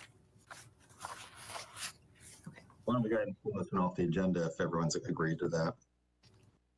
Or can we call it no action? Yeah, just no action, just tabling it till May. No action taken. Okay, the next two amendments are related to the enrollment expansion requests for low-performing schools. The first one we have is Valor Preparatory Academy. They are in Cabarrus County, currently serving approximately 800 students in grades K-12. They've been in operation since 2014 and formerly known as Cabarrus Charter. They're requesting to expand their enrollment from 796 to 1,034, which is an increase of 30%. They are currently designated as continuously low performing, and so they are required to get approval for expanding beyond 20%. They have submitted all required documents and requesting approval for enrollment expansion. Do we have representation from this school? Yes, yes. Mr. Chair, Hilda Pauley is recusing. Mr. Chair, did you hear me? Mr. Chair, did you hear me? I got you, Hilda. I got you in a minute. Okay, thank you. Ashley, what is the, so they're continually low performing. Can you give us some insights on why are they at that status? What's the academic performance that's landed them there? Oh, do you have that in front of you, Nikki? I don't have that in front of me. I don't have that in front of me. I believe Ms. Porter's on the line. Yeah, and Ms. Roman is on the line as well, school leader. Good morning, Chair Friend and Charter School Review Board and OCS staff. Claire Porter, CSUSA Deputy Director, and Principal Roman is on the line. So we'll go ahead and answer that first question. Joan, do you have any academic Could you repeat the question? It broke up. Yes, ma'am. The question was regarding low performing status of Valor Preparatory Academy. Yeah, low performing status. So Valor Preparatory Academy, previously Cabarrus Charter, was a D-rated school, I believe 4 out of the last 5 years now, with no growth, 4 out of the last 5, but they made growth last year. So Charter Schools USA has partnered with Charter One to come in and basically turn the school around to make sure that we're increasing academic performance as well as the enrollment, which has significantly declined at Cabarrus Charter over the last several years. Our mid-year data is showing that we're trending in the right direction. We have definitely worked on the culture, and we've gotten a lot of interest from our families, and our families are spreading the word. So we've gotten more enrollment applications, and so that's the request for an increase. Yeah, thank you for that. Appreciate it. So it's an increase of 230 some students. Do you already have applications in hand to fill those seats if this is approved? Yeah, right now we have confirmed enrolled 922 with 200 more applications out or pending applications, and they're increasing weekly. So that would, if everyone, and we know what that if means, we would be at 1118. So. Questions from board members?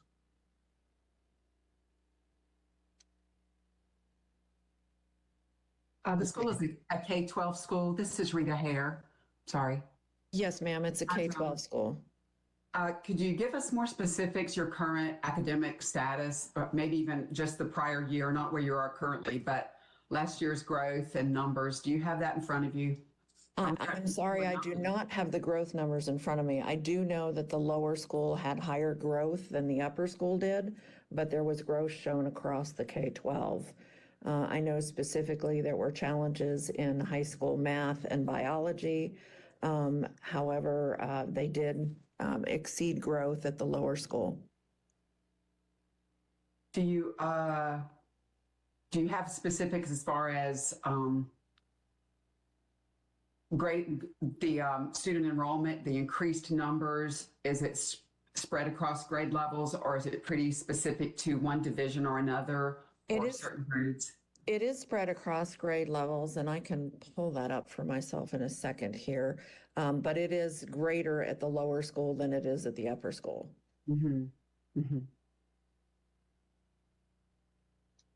Okay, thank you. You're welcome. Any other questions from board members? Okay, hearing none, may I get would anyone like to make a motion regarding this request?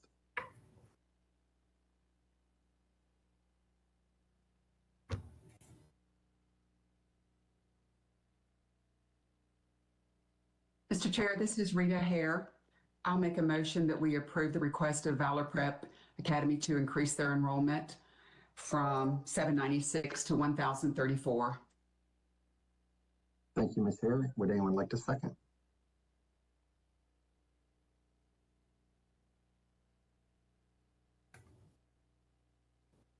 I'll second. This is John. Thank you, John. Okay, we have a motion and a second to allow Valor to increase enrollment beyond 30%, or at 30%, I should say. Any further discussion? Part of my thinking is they have Charter Schools USA and Charter One working with them to get those academics at a stronger level and a better place. And so I think they've got good resources and good minds working on this. And they have the students, the families who obviously want to enroll. So I'm thinking this will be a good move for them in the long term. I tend to agree. I think that while it's 1 year data, it looks like they're trending in the right direction or starting to turn the tide. And then certainly doesn't seem like there'll be any issue in filling these seats. So any other questions or comments? Okay, hearing none. Ashley, can you do a roll call vote, please? Yes. Stephen Gay, Aye. Bruce Friend, Aye. Rita Hare, Aye. Todd Godby, Aye. Eric Sanchez, Aye. Bart Danielson, Aye. John Eldridge, Aye. Alex Quigley. Aye. All right, it passes. Thank you very much. Thank you all. Okay, and the last one, Lakeside Charter Academy.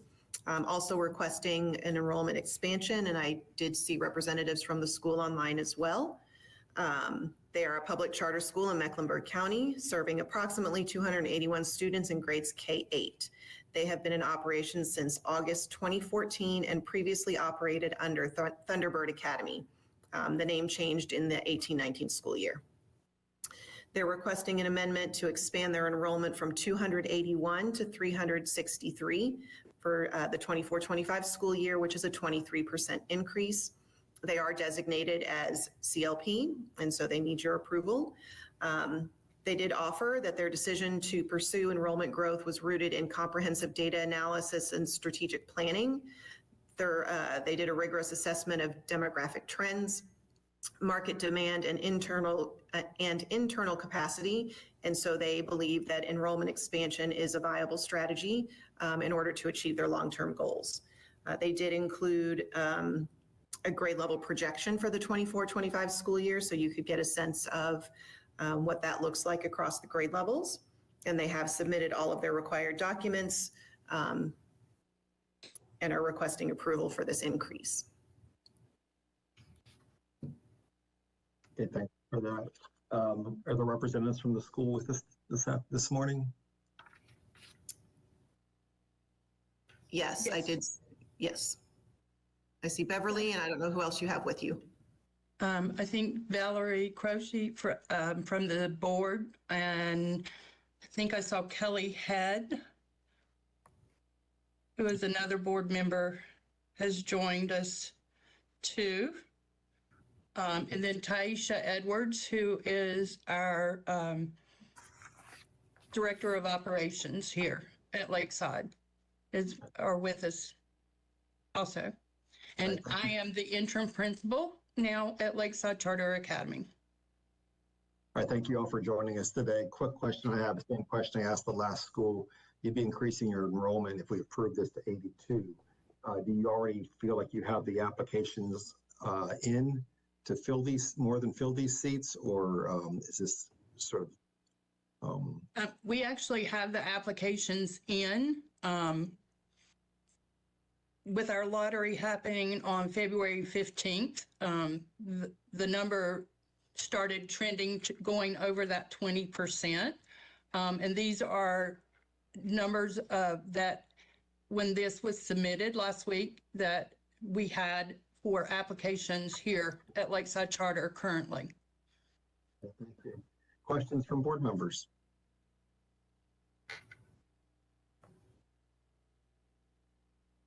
I think I'd like to know more about the continually low performing status.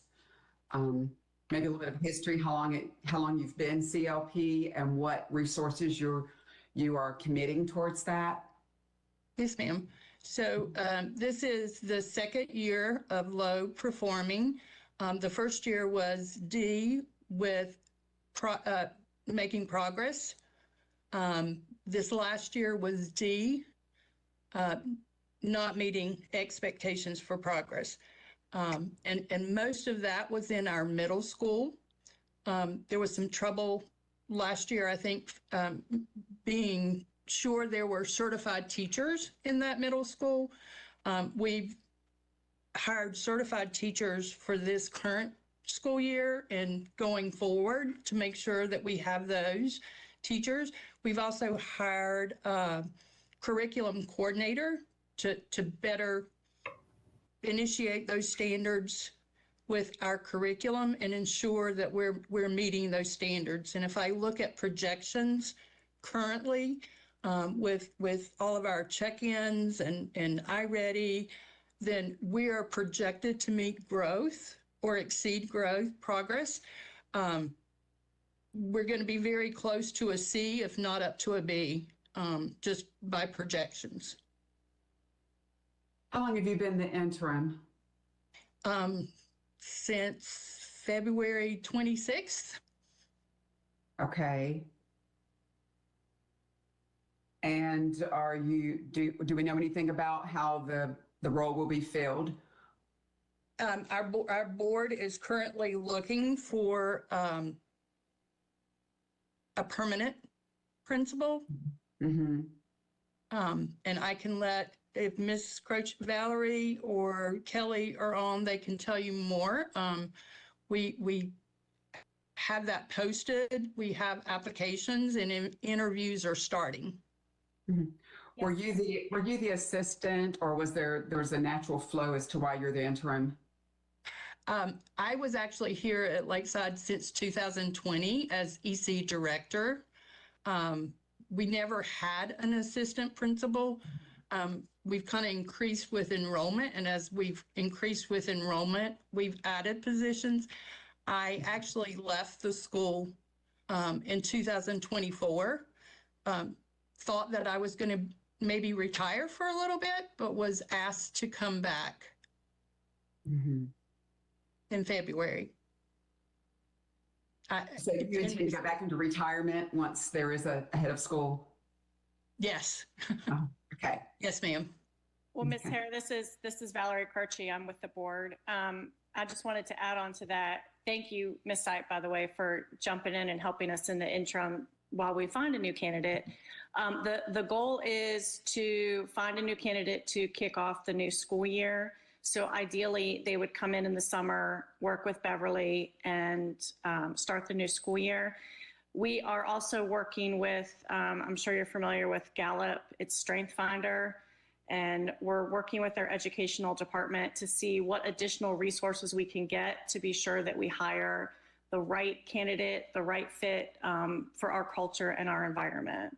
So we are making some changes to our interview process just to, again, just checks and balances and to ensure that we get the right candidate. Mm-hmm. And we've got a couple of interviews already scheduled, like Ms. Sipe said, so we're excited.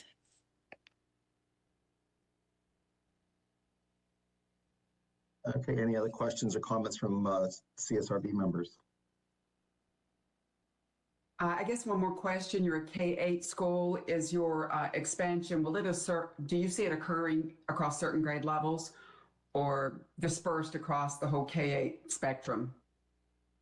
I think it's dispersed across K-8. There is more in kindergarten through second grade. Mm-hmm. We have 3 kindergarten classes this year. We'd like to have 4 for next year, and we have the numbers for those 4 classes. First grade currently is 2 classes. The 3 classes from kindergarten this year would move up to make 3 classes for first grade. Is that Mrs. Sight speaking?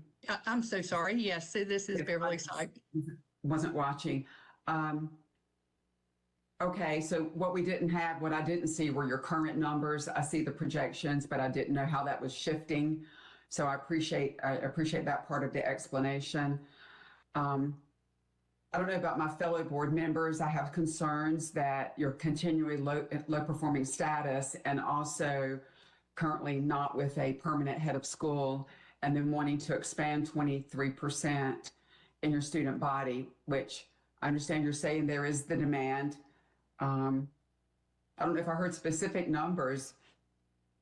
Let me see. You had your lottery on February 15th. Yes, ma'am. And you currently have 281 students. We are actually at, excuse me, I'm so sorry. We are currently at 251 students. We started the year at 281.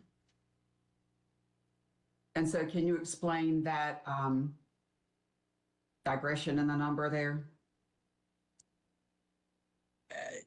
I can speak to that, Beverly, if you'd like me to. Okay, yeah. This is Valerie Croce again, the board member.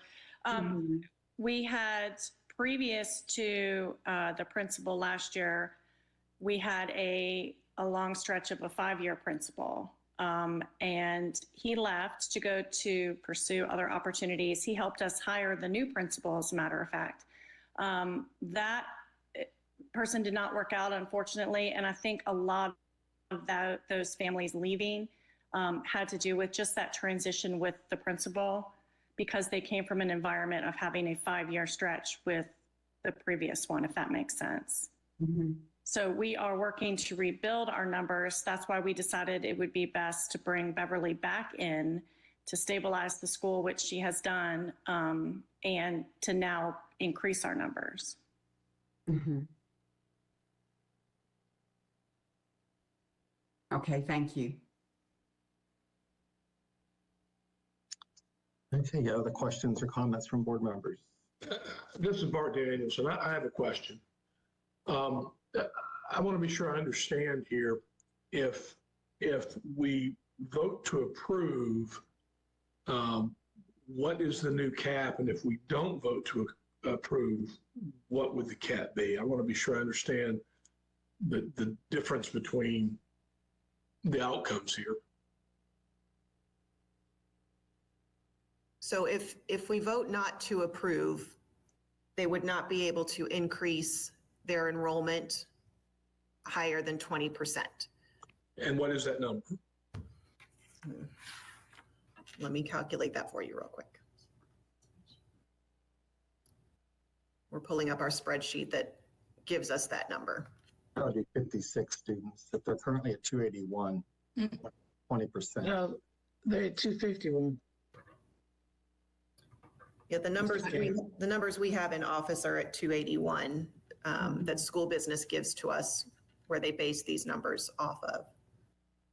And so apparently that's what they're approved for currently. They currently have 281 correct enrollment. But, yeah, I understand they've got 281 right now, but what would they be allowed to have next year if we don't vote? Still 281, or does it go up? 56 more. 56 more students. 56 more students. So 281 plus 56, so 337. Yes, sir. Okay, and what is the number that they're asking for? 363. So they could go up to 337 without our approval. So they could still increase, they just couldn't do it over 20%. So they're asking for 24 more, they're asking for approval for 24 more students. Yes. Yes, sir. Approximately, yes. We're just asking permission to increase for the numbers that we have coming in. We would like to include all of those students for next year. And so if their current enrollment is at 251, which is what Mrs. Sipe shared, they can actually enroll 86 more students to hit that current 20% cap. That sounds correct. And if we vote to approve, they can enroll an additional 24 students. Correct, to that 3%. Yeah, to the 363.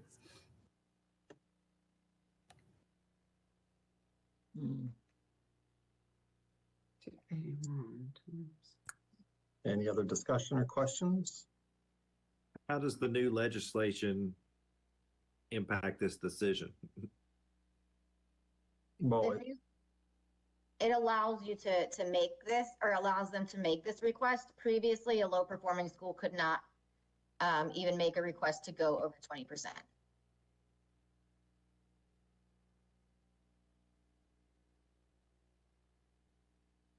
Any other questions, comments?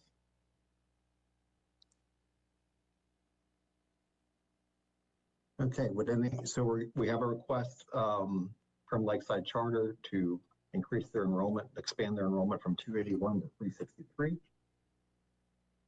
That represents an increase beyond the 20%. Would anyone like to make a motion?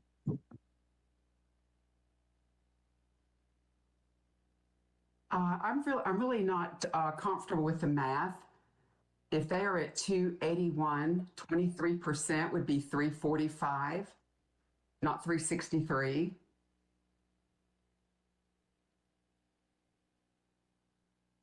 We're working off of the spreadsheet that school business gave us. So the 363, according to what school business provided for us, would be an increase of 23%. So we somehow need to get the right numbers. Yeah, I agree. That's the number that I get. For the 123% of 281 is not, is 345 or 346. Yeah, and here they have 250 actually enrolled. Excuse me. Hilda Parlay here. Yeah, the numbers are not coinciding. What are we going to use? 281, which Office of Charter School has, or the actual 251?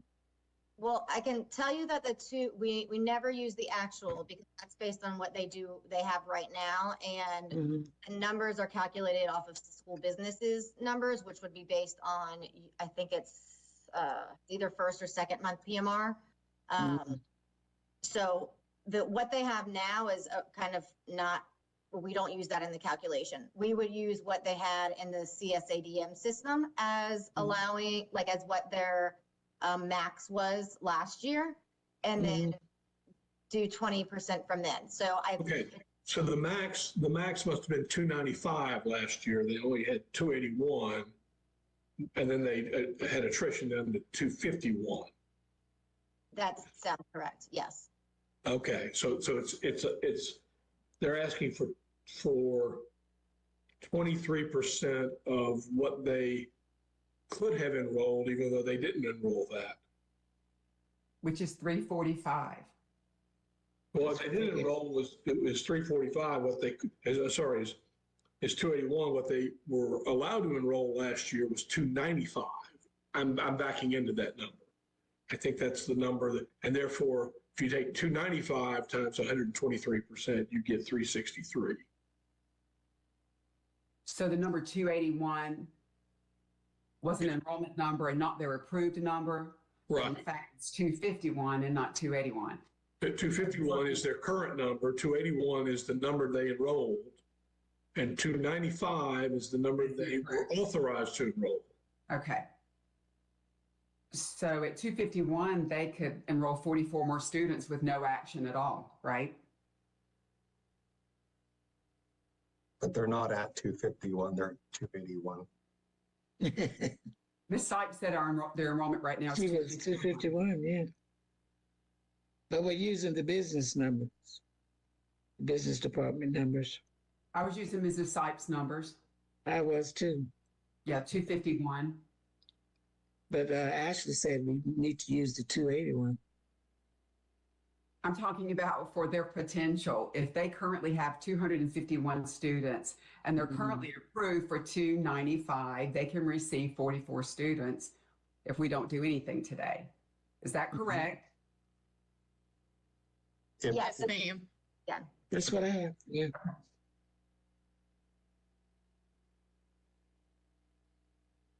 Maybe we should just ask the school, what is the number you're trying to get to next year? Is it 363? The 363. Okay. So, Okay, so the number I'm looking at suggests, this is Bart Danielson, suggests that is 9 students more than they would otherwise have been allowed to enroll if they increased 20% from what they were approved for last year. So last year they were approved for 295, 20% increase would be 354, and they're asking for 363. That is correct. But it's still over 20%. So we, as a board, have to, that is why it is before us, because the minute it's 21% or more, we have to approve it due to their low performing status. So Ms. Sipes, you said the lottery was on February 15th, and I don't know that you gave any numbers, but you're looking at adding 112 students by the fall. Did your lottery, are those numbers bearing true? So the lottery, the number 363 is our current applications. They weren't all in the lottery. Some of those have increased just in the last month. I can't give you an exact number for the lottery on the 15th. I'm sorry, I don't have that. Okay. But these are current applications for the fall that have been submitted to our school. So if we, this is Bart Danielson again, if we did not approve, you would have to put 9 people on a wait list. Is that correct?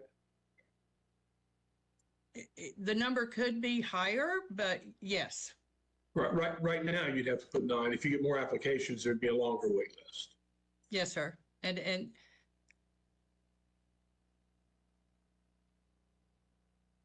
This is Bruce. I'd like to go ahead and make a motion that we approve Lakeside Charter Academy to increase their enrollment to 363 for the 24-25 school year. Mr. Chair, this is Rita Hare. I'll second that. Thank you. Any discussion? All right, hearing none. Ashley, roll call vote. And again, the motion has been seconded is to allow Lakeside Charter Academy to increase student enrollment to 363 for the 24-25 school year. Okay. Stephen Gay, Nay. Bruce Friend, Aye. Rita Hare, Aye. Todd Godby, nay. Eric Sanchez. Eric Sanchez. Okay, Bart Danielson, Nay. John Eldridge, Aye. Alex Quigley. Nay. And you didn't call, Ashley, you didn't call me. Oh, I'm sorry, I had you, Ricky. I recused. No, I didn't recuse. Nay. Okay. Hey, sorry, I was having technical issues. This is Eric Sanchez. Nay as well. Okay, so it did not pass. Let's see.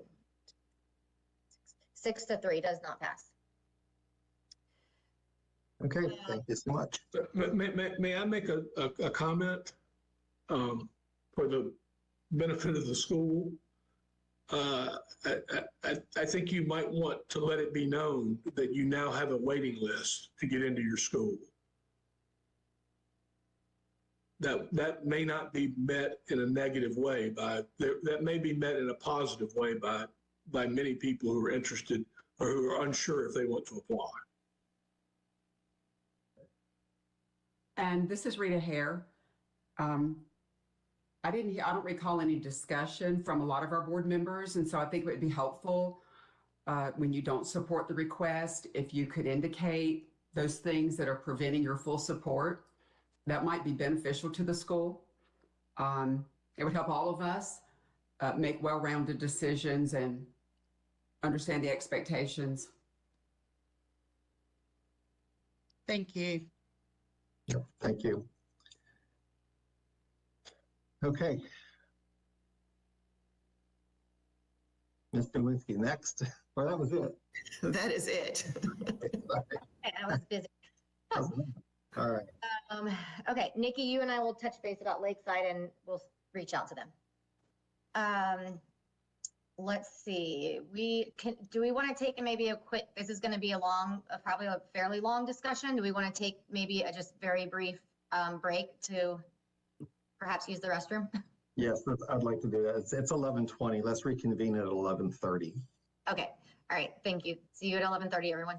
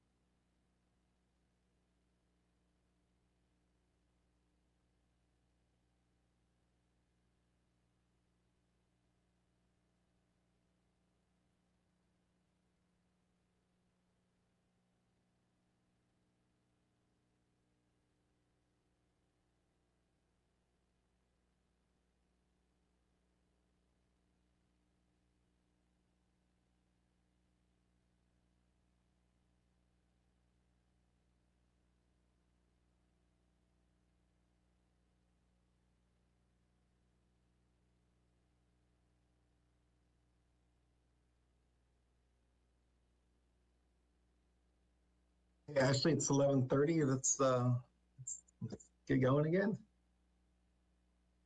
Sounds good. Ms. Cook, are you on? I'm here. All right. All right, Jenna Cook with the Office of Charter Schools. We are here today to vote on the renewal term for the remaining of the 2024 renewal cohort. The two schools we will be discussing today are Movement School Eastland and Children's Village Academy. And as a reminder, OCS has placed schools at a renewal term primarily based on their academics using the renewal guidelines. And the review board will vote on a final renewal term today for each school using the renewal statute, the guidelines, the data and information presented by OCS and the schools, along with the interviews that you all were able to have with the schools. The next two slides are just reference the statutes that deal with renewals. So the first is the renewal of the charter, and the second is the causes for non-renewal or termination. And so we will start first with Movement School Eastland. Movement School Eastland, as a reminder, is a K-5 school within the CMS LEA. This is their first renewal. For the academic comparability data, they were comparable in 22-23 to CMS. They were 1.5 percentage points above CMS, and they met growth. We do not have data from the 21-22 school year. While they were open, they were only a K2 school at the time, so there is no academic testing data for that year. We are not aware of any current compliance issues, and for their financial standing in January of 24, they were placed on financial noncompliance disciplinary status, which is the reason that this school is being brought back before the board today for the vote. On the next slide, you'll see their overall school performance data. They performed at a C last school year. You can see that their enrollment has steadily increased over the last 3 years, and then in addition to their student subgroup performance. As a reminder to this board, Movement School Eastland was originally placed at a 5-year renewal term based on the 1 year of comparable data to CMS. And then in January of 2024, school business presented on the school's financials and notified the review board that Movement School Eastland would be placed on financial noncompliance disciplinary status. Due to that change in placement for their financials, they were moved to a 3-year renewal because in the guidelines under a 5-year renewal, it states that the school is not currently on financial noncompliance disciplinary status. We do have representatives from the school available here today. They have not had the chance to respond to those financial noncompliance findings, so they are here to present to you all today. And then after their presentation, we also have Shirley McFadden on the line to answer any questions on behalf of school business. So I will go ahead and turn it over to Tim Hurley and Jamie Sumner from Movement School Eastland to present to you all. Great. Thank you, Ms. Cook. And it's good to see the Charter School Review Board again. I know it sounds like there's going to be some changes, so glad to spend more time with you all. I'm Chairperson Friend. Thank you for the chance to present, Vice Chair Eldridge, and members of the Charter School Review Board. We appreciate the work that you all do to build effective charter schools. Also want to say thank you to Director Baccaro, and then also consultants Nowinski and Cook, just for their help in navigating understanding the process. And then finally, to Ms. McFadden with School Business, appreciate the time she spent to help walk me through so I can understand the fullness of the process. I am joined today by Jamie Sumter, Director of North Carolina Compliance and Scaling, and then also Principal Hobbing, who leads Movement School Eastland. I'll be doing the majority of the talking, but they are here also to answer questions. And this should take only about 6 or 7 minutes on my side to present to the board, and then leave it to you all for your discussion. So I wanted, and also since we were recommended for a 5-year prior to the financial concern, I've limited my focus to specifically the financial concern. We're glad to discuss anything, but that seems to be the purpose of why we're here today. And so just to help bring this board along with the story. This is the slide that was presented to you all in January. For the most part, I believe the red were concerns. If you move forward to the next slide, please, Jenna.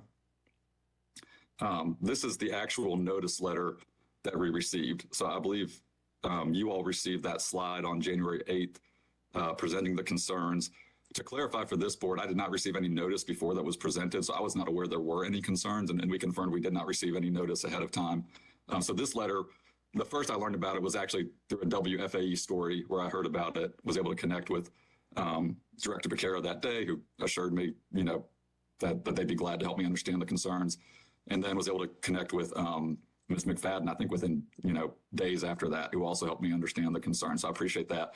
This letter, though, is the first official notice we had. So of the, there's a myriad of red on the previous slide. This is what actually came through. So they were concerned about, and this was all from the last fiscal year, so fiscal year 23, that we had expenditures exceeding revenues by $309,000, and then also we had a government fund ending balance deficit of $81,000. So those were the two concerns that made it into the letter. What I want to share with this board is just the work we've done to address those concerns. One, I've just blocked out the other red bullets because they didn't actually make it into our letter, and so I'm not sure how to interpret those. And I've tried to focus on the concerns that did make it into our official letter. So first, this was not in the official letter, but there was a concern raised about our monthly ADM change in fiscal year 22. So it was reported to the board that we had a 44% decrease in ADM at Eastland. I confirmed with Ms. McFadden that was not accurate. I'm guessing that, I'm not sure where that was pulled from. In 22, we actually had a 38% increase. Did you want to say something, Shirley, or Ms. McFadden?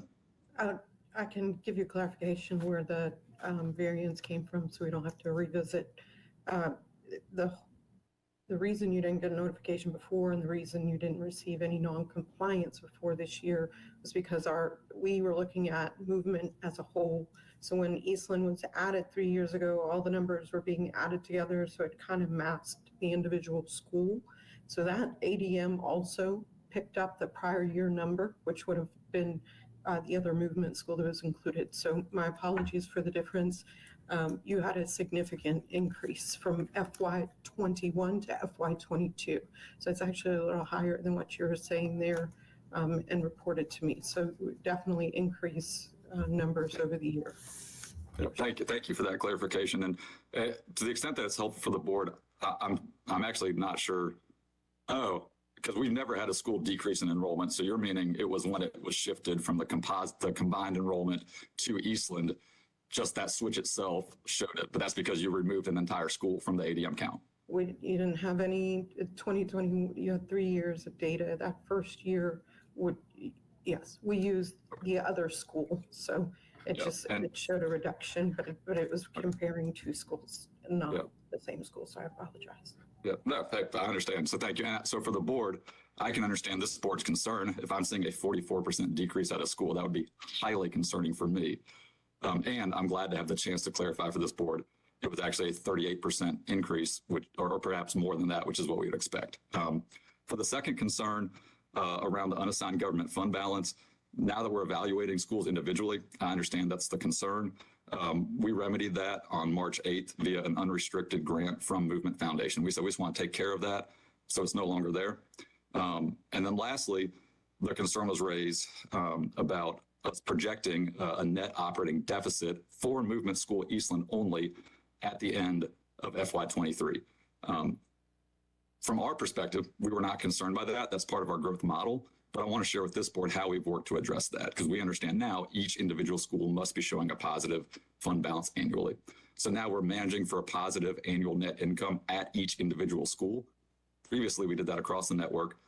We've changed auditors. One thing I appreciate, from Ms. McFadden's diligence is our auditor made a mistake. It was a relatively inconsequential one, but a mistake nevertheless. And so in keeping with best practice, we've brought in a new auditor. This is also, we try to keep auditors for only 3 years. So this will be our third auditor because we completed 6 years. Second, the foundation remains committed, as always, to covering any liquidity needs that arise from our slow growth model. Our model is start slow and small and grow slowly because that's what's best for our students, we believe.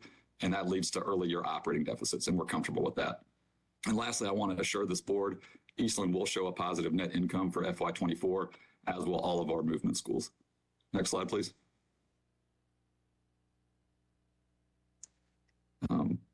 A couple of additional notes just that I think will be helpful. To reiterate, we expected this operating deficit at Eastland. This was not a surprise. The surprise was the change in the way we were evaluated. Overall, Eastland has shown strong compliance and reporting.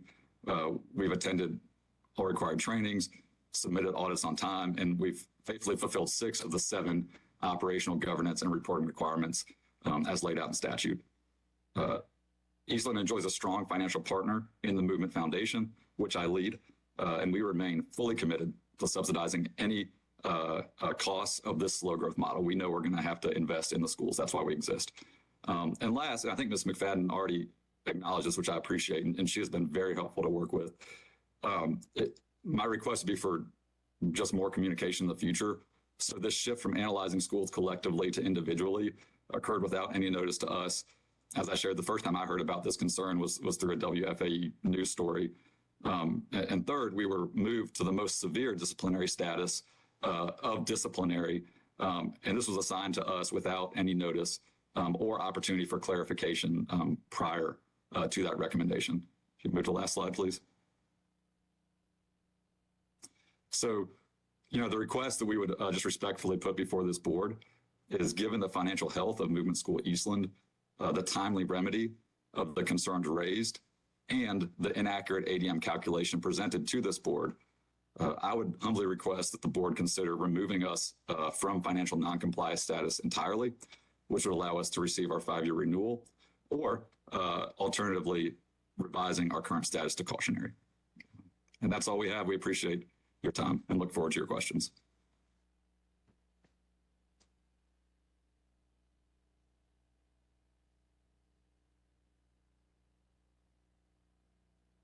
Mr. McFadden, is there anything you want to add on your end related to this particular school in the request? I can, yes. So we've addressed the change in the ADM, and that should have been a positive. I will say that the ADM would not have prevented you from being put on some type of, or the school from being put on a non-compliant status. Schools with a negative unassigned fund balance will end up on some type of non-compliance. The level is dependent on the rest of the information. In this case, we're concerned obviously about cash flow. A negative government unassigned fund balance leads to potential issues with cash on a day-to-day basis and the inability to respond to unforeseen expenditures. However, we've been advised by the board that their foundation has stepped in to cover their concern. And while we typically have to wait until the next school year and the audited financial statements to address that, I think having revisited that, being given this information, if I could get the evidence just to show that the foundation has covered that particular deficit, that's going to increase their ability for cash flow. We've got a significant increase in the number of students this year, which has put an extra almost $1 million in their pocket, is what we're looking at in revenue that DPI, our school business section, would reconsider based on this particular circumstance and situation, and putting them on a probationary status. And I could issue that letter upon receipt of the evidence provided, and really being based on the fact that the cash flow situation, that concern, we can see that the cash is, your ability to respond is going to be significantly different than it was at the end of last year. If that's acceptable, then I can work on that issuance of a letter and appreciate the response of the charter school. I apologize, I wasn't given this information sooner so that I could try to get this done before the board meeting again. So please accept my apology. I have taken notice. We will definitely do our due diligence to try to get these notices out sooner. Sometimes with the timing of when we receive financial information in the board meetings, we're up against some time. So, but I think in this case, we are definitely willing to pull this down to a probationary level. Yeah, thank you for that. And thank you, Mr. Hurley, for your, I guess, just clarification. On your last slide, you asked us, CSRB, to remove you from the financial non-compliance status. That's actually not within our jurisdiction to do that. That's obviously the Office of Finance at DPI. But thank you both for your information this morning. Fellow CSRB board members, any questions or comments that you have? This is Rita Hare, Mr. Chair, and it sounds like it's kind of regrettable the way things unfolded for movement. So as one of the many board members, I certainly offer my apologies that you had to hear publicly through the news media about the concerns and the way things have unfolded. But I guess there were issues raised about this specific school once the way they are analyzed changed. However, in our last meeting with Movement, I think is when it occurred that you shared that you've had 5 of 5 years of clean audits with no findings. Movement added your OCFO, Jack Brown from Prestige. You had current budgets that include 5% of revenue to reserve and 10% to centralized support. And you partnered with CSGF to complete a 5-year financial model for your schools and for the CMO. And I would hope that that DPI, that our agency could remove any kind of financial noncompliance warnings, probationary, cautionary, any of those designations quickly because the performance is really strong. And now that you understand the change in the analysis, I think everything will be smooth going forward. It would appear so. Thank you. This is Bart Danielson. I just want to be sure I understand here. I would echo what Rita, her comment, that it's certainly regrettable, and I'm sure I speak for many of us, or maybe all of us, that we would apologize if we had any control over this. We would be apologizing for the way this rolled out. One question I have, though, here is there anything that this board at this point is required to do for things to move forward and for this to be cleared? Or if we fail to take action, are we simply going to be moving back to a 5-year renewal?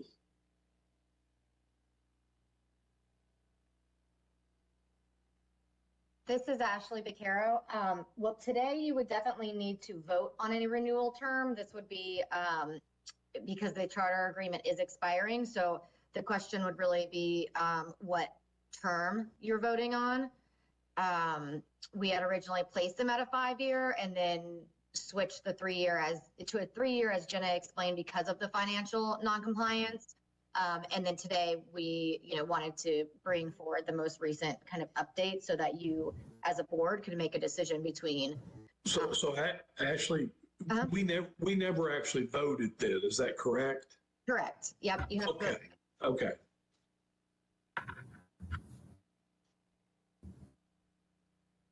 Other comments, questions from board members? Or would anyone like to make a motion regarding Movement Eastland's renewal? I'll move that we recommend, this is John, Movement Eastland for 5-year renewals recommended by the Office of Charter Schools. And Hilda Parlay seconds. Okay, we have a motion and a second. Any discussion? Okay, hearing none. Ashley, can you do a roll call vote? And this would be to grant Movement Eastland a 5-year renewal term. Yes. Stephen Gay. Aye. Bruce Friend. Aye. Rita Hare. Aye. Hilda Parlay. Approves. Todd Godby. Aye. Eric Sanchez. Aye. Bart Danielson. Aye. John Eldridge. Aye. Alex Quigley. Aye. All right. Movement, Jenna will be in touch, but we will work on getting you a 5-year charter agreement at the expiration of your current one. Thank you, board, for your time. Thank you, everyone. Thank you so much, everybody. You're welcome.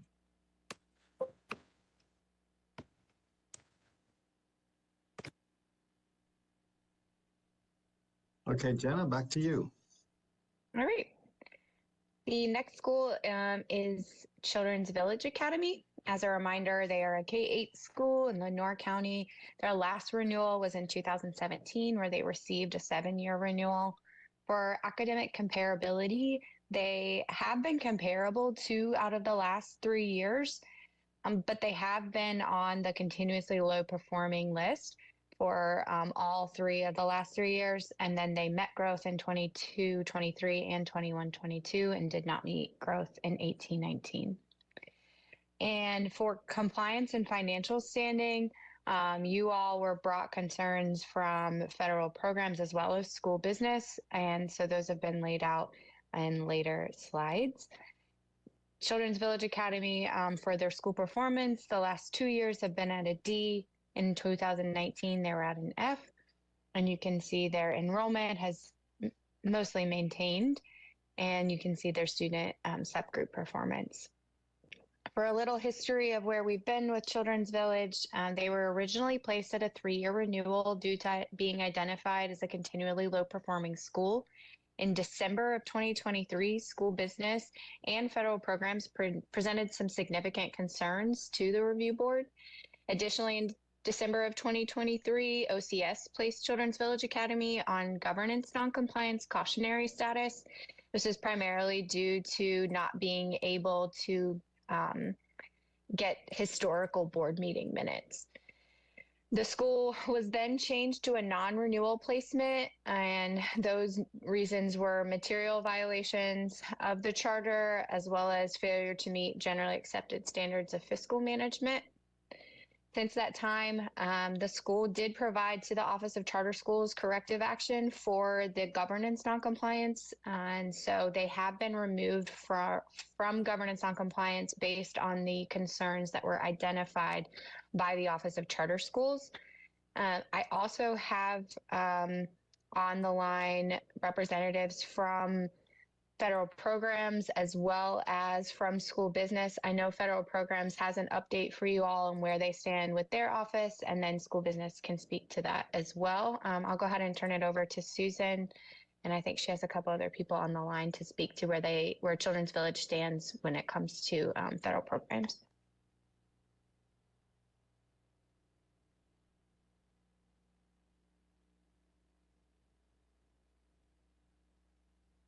I think you're muted. Ms. Brickman, are you muted? Yeah.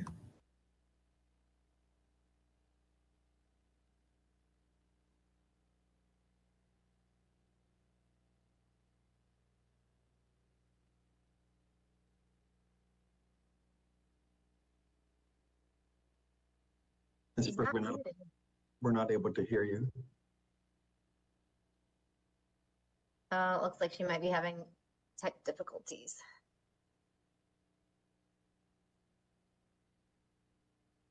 Susan, sometimes I have to go into my the audio options and like switch from the dock to whatever the other option is.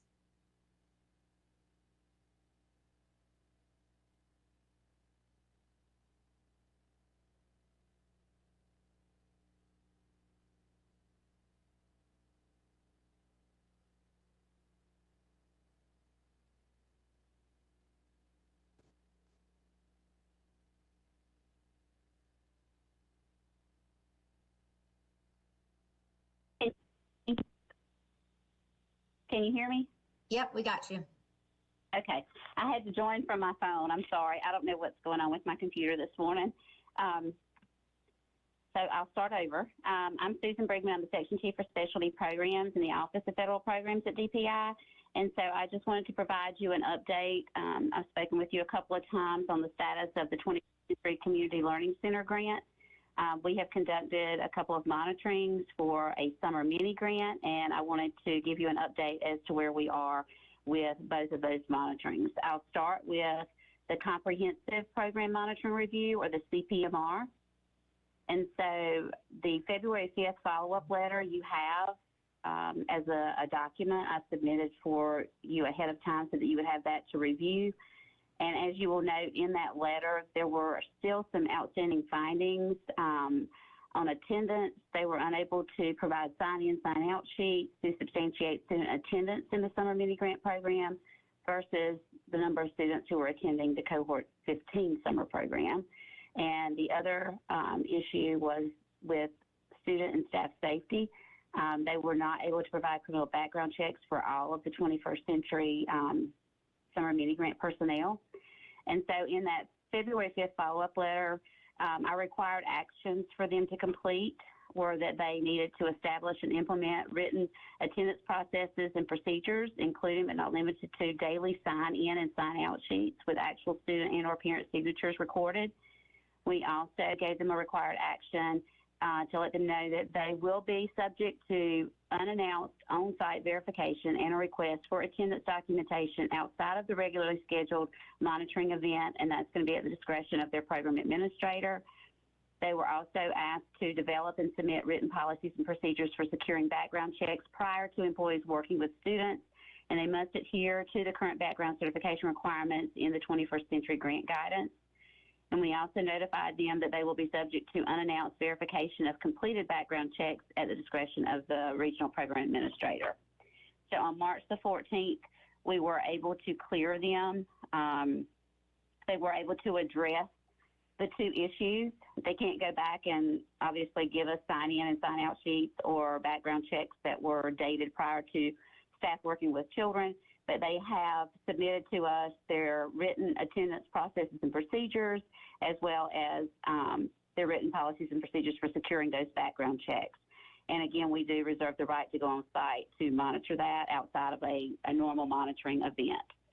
So for the purposes of our review, this one is considered closed at this point for the programmatic.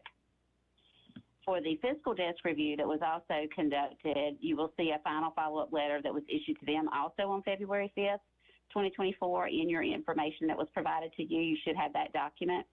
And you should be aware that there were $162,597.91 listed as question costs. And those costs were associated with unallowable salaries and wages, and there were some instances of supplanting charter school operations with 21st century funds and some unallowable or questionable contracts. They also were cited for failure to establish and maintain effective control over the federal award that provides reasonable assurance that CVA is managing the 21st century grant in compliance with federal statutes, regulations, and the terms and conditions of the award. And CVA also was cited for not obtaining prior budget approval for furniture, equipment, and computing devices, nor had they updated their inventory listing of these items that is required for 21st century. So CVA did appeal NCDPI's final action for these question costs, and the hearing was scheduled for March 28, 2024. However, prior to the 28th hearing, a settlement agreement was executed on March the 26th, 2024, and you also have that in your materials as well. And just to give you a quick synopsis of what's in that agreement, it states that CVA would withdraw any appeal related to allegations of misspent federal funds in the February 5th letter. They will not bring any further appeals related to the findings of misspent federal funds in either the February 5th letter or the December 11th letters. And within 30 business days, CVA will repay $152,050.13 of the federal funds identified in the February 5th letter, and CVA will not use state or federal funds to repay the amount. And pursuant to DPI policy, CVA will not have access to 21st century funds until the repayment is complete. In consideration for the promises made by CVA, NCDPI agrees to the following. We contend that we properly determined that CVA owed the entire $162,597.91 in question costs stemming from the 21st century subgrant. But CVA contends that DPI should have allowed $10,547.84 of those funds. In order to settle this matter, NCDPI is not requiring CVA to repay the $10,547.84 debt, and we do without admitting that such funds should have been allowed. So it was just a settlement agreement that we were able to work out between DPI Legal and CVA's attorney. And so that's what we have on our side right now. Are there any questions, or is there anything that I can clarify for anyone? And I also have the monitors on the call who conducted both of these reviews, if there are any questions that you may have.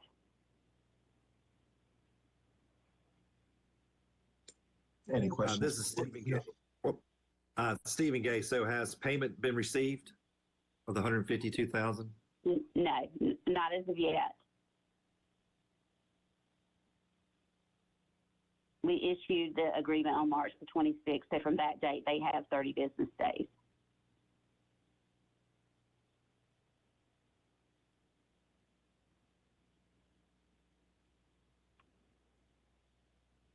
Any other questions?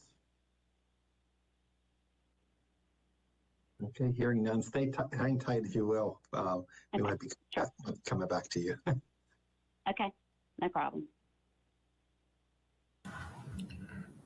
As Shirley McFadden, the only update that I have for the school business side is that they did remit updated financial statement audits, which included an indicator on the additional note payable. I don't know if we want to go through that whole thing there, but they did add the updated information on the note. It didn't have an effect on the overall financials, just to correct and recognize that the funds that were loaned by Dr. Carr were properly included for this particular financial. It doesn't correct the prior ones. They are running a net deficit, so you're aware they're in the, if you want to go into those exhibits, but their unassigned fund balance at this point in time is negative 3,000. That was as of FY23, of course. They have, their last year number was negative 34,000 in unassigned government fund balance. And that was down from 252,000 positive in the prior year in FY21. So cash on hand at the end of the year was also low. We're looking at probably less than 2 weeks unrestricted days cash available for that district. They do have a drop in their ADM as well, which is going to impact the amount of state revenue and other revenues they received this year. They were at 153 students as of ADM. This year is 141 students.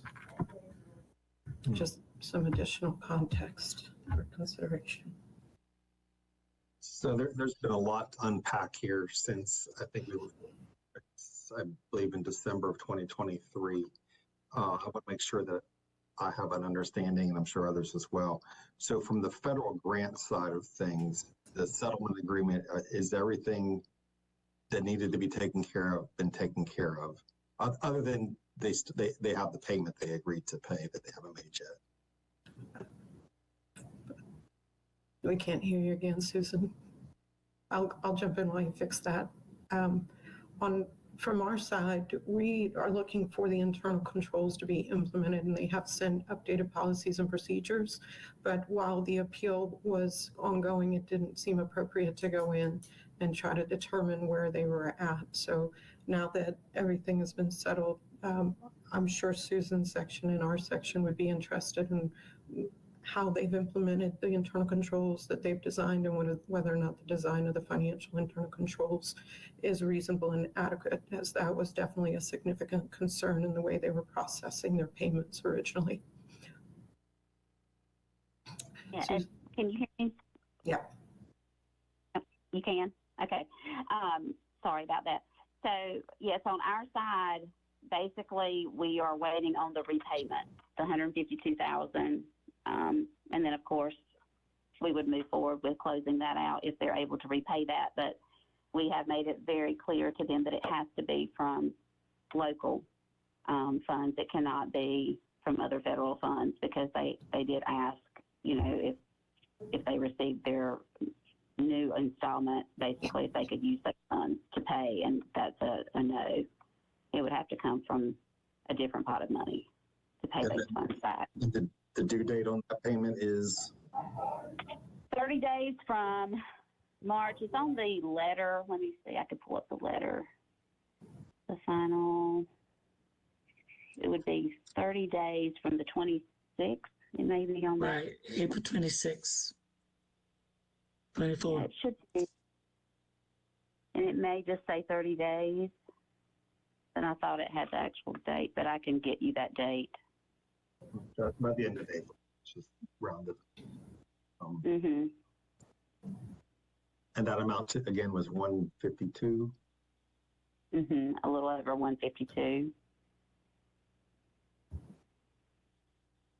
Yeah, so you're looking at the first part of May, probably. $50.13.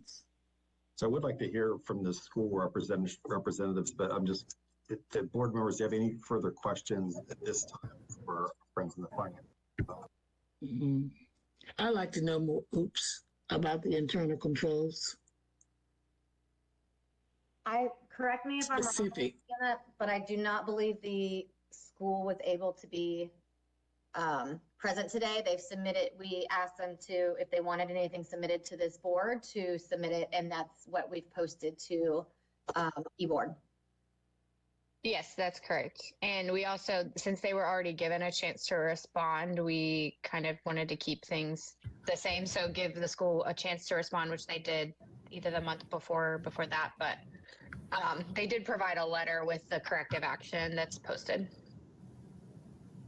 Jenna, has there been change in the board makeup itself since all of this kind of came to light? In terms of who's on the board or roles within whether it's who's on the board or who's in certain officer positions, been any changes to that? No change to membership, although they have employed some or have several like outside sources to help them, particularly like with financials. Let me see. So they've started a partnership with Charter Success Partners to provide back office financial and data support. And they have, they have expanded their board membership to include a practicing NC certified contract attorney. So they've added one more board member, and that board member will be serving as the board secretary. And that was in January of 24. Okay, thank you for that. And remind me again, many of you probably do too, a lot of people working. What is the enrollment right this school year? I have it as 155 last year. Do we know what it is right now? That's 141 for the month 1 ADM. Thank you.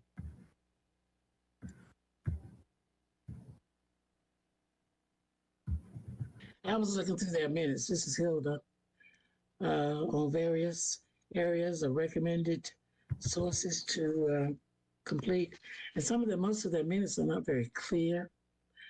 Going back to what you said earlier, Bruce, they really need some help with writing their minutes correctly and approving the agenda at the time that it is supposed to be approved, and not really addressing some of these areas for their action plan or action plans.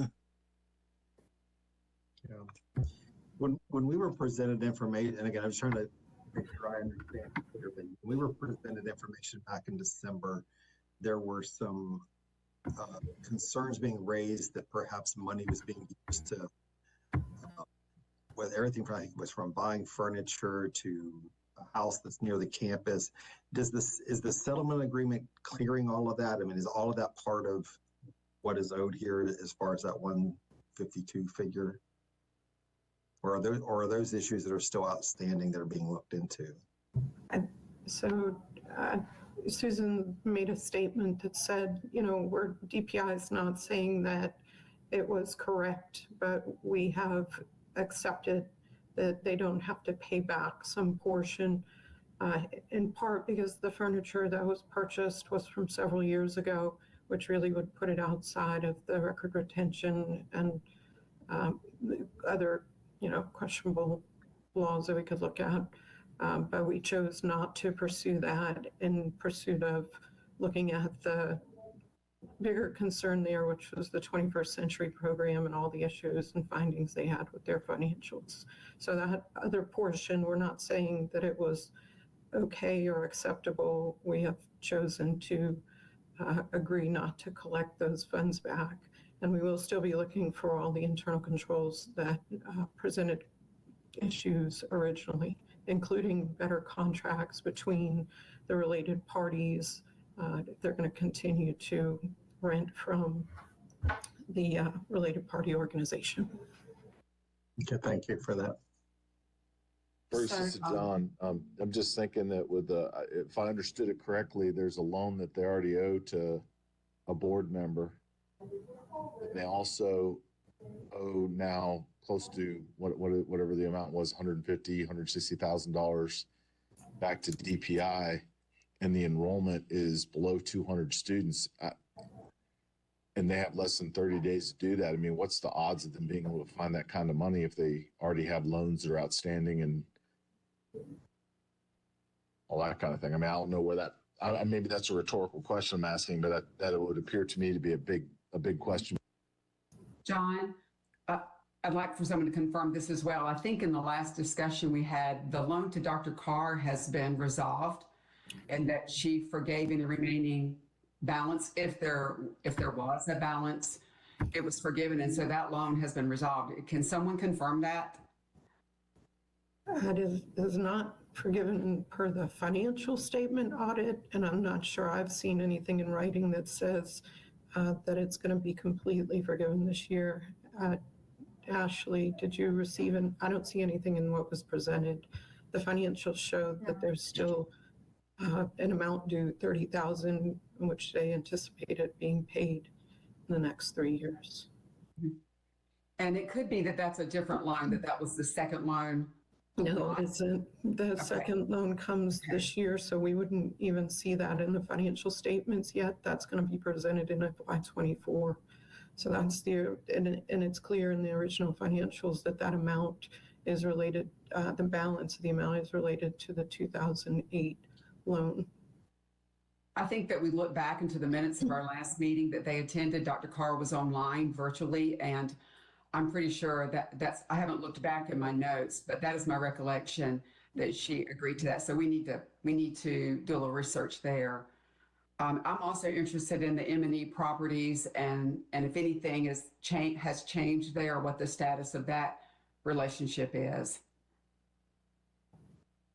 Nothing's been presented to us at this point in time as a change in who the ownership is of the organization or whether or not they'll continue to rent from that organization, as that's most of the property is owned by M&E except for one building that's owned by the Children's Village Academy itself.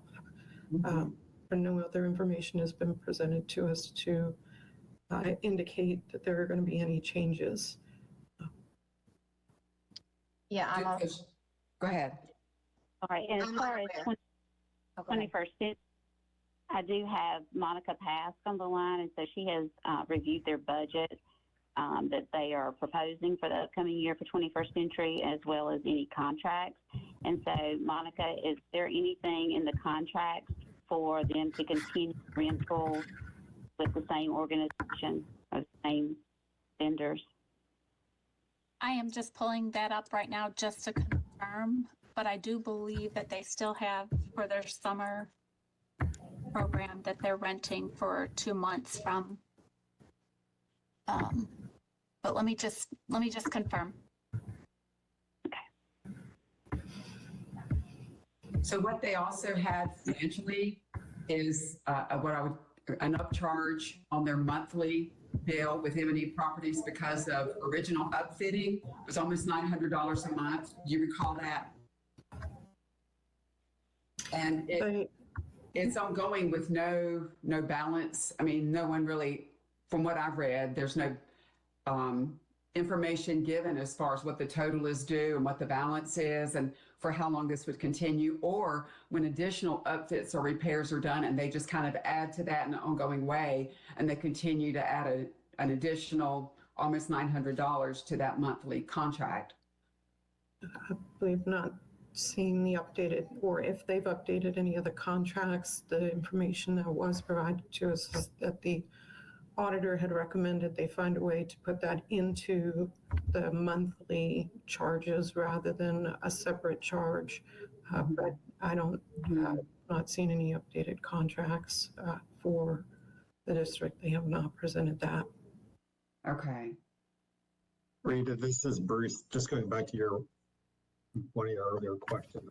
Looking at the letter we received from the school on February 2nd, it's listed as attachment 1 in our documents. Mm-hmm. It does in there, to your point, a good portion of that loan that Dr. Carr provided is being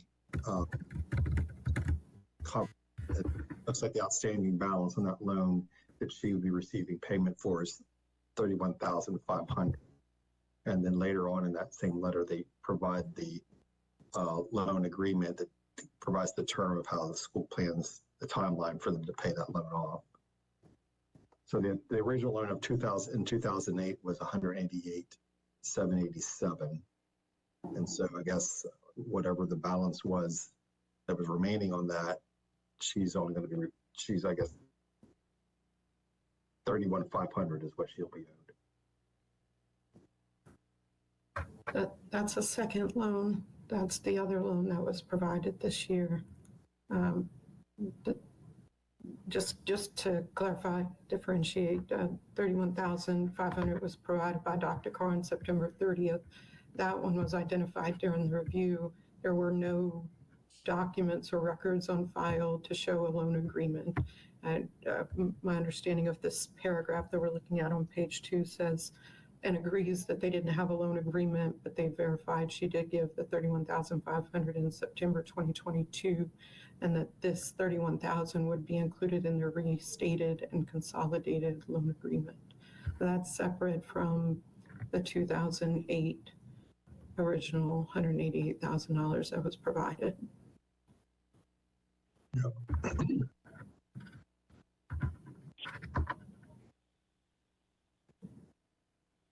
Other questions from board members? The interest on those loans? Interest rate is 9% on the loan. 9% was it? Okay, yeah, 9%. Okay. 5-year term. Surely with them not If I being, recall. with them not being present, have they given any indication to you all where they plan to find $152,000 based on what you reported of their current financials? It doesn't appear as if they have that cash. I haven't been provided any information as to where that would come from. If that would be, I don't want to speculate, a separate loan or how they'd obtain Only that they did ask if they could pay it with federal funds and have been told no, but they then gave no follow-up information about where they might get that money. No. Okay.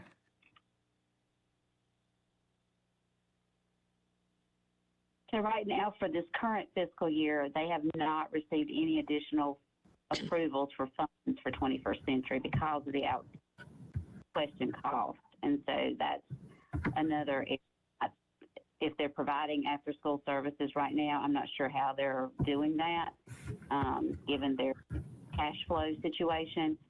But again, 21st Century is a reimbursement grant, so even once we approve them, if we can approve them this year for funds, it depends on several factors, of course, getting those funds back and then getting an appropriate application approved with all the right documentation that they would need.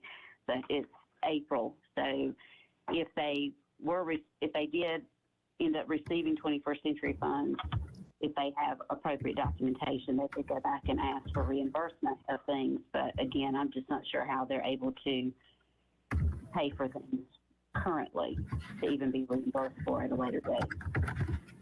And Shirley, this is John Eldridge. You may have already answered this, so I apologize if you have. Is there a forecast for where they're going to finish this year financially? We have not done that. I would take further inquiry on there. That would be interesting to note as well, because I mean, if they're looking at another deficit this year, because some of those funds were, the 21st century funds were taken. I mean, that's just adding to what's already there as far as debt goes. And honestly, the only way I would imagine, I don't know their staffing offhand, but I would imagine with so few students, the only way that they're going to be able to cut into that deficit is more students. I don't know, releasing staff or anything else like that is probably not going to get them the money that they need, nor will they be able to operate effectively. I would say in addition to that, there are concerns academically as well, with 3 years of continually low performing, an F, a D, and I think this year's outcome is significant academically as well. And Rita, I can't speak for the school, but I can't understand that you're on a lifeline and not one person could make it here to be on the call today to answer questions. I don't get that.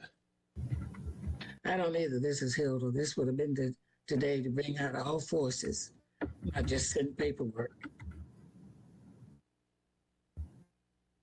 This is Bart Danielson. A couple of things that, with regard to their academic performance, that just personally concerns me less because they stack up reasonably to the rest of the county there. The whole county's poorly performing by the metrics that we use.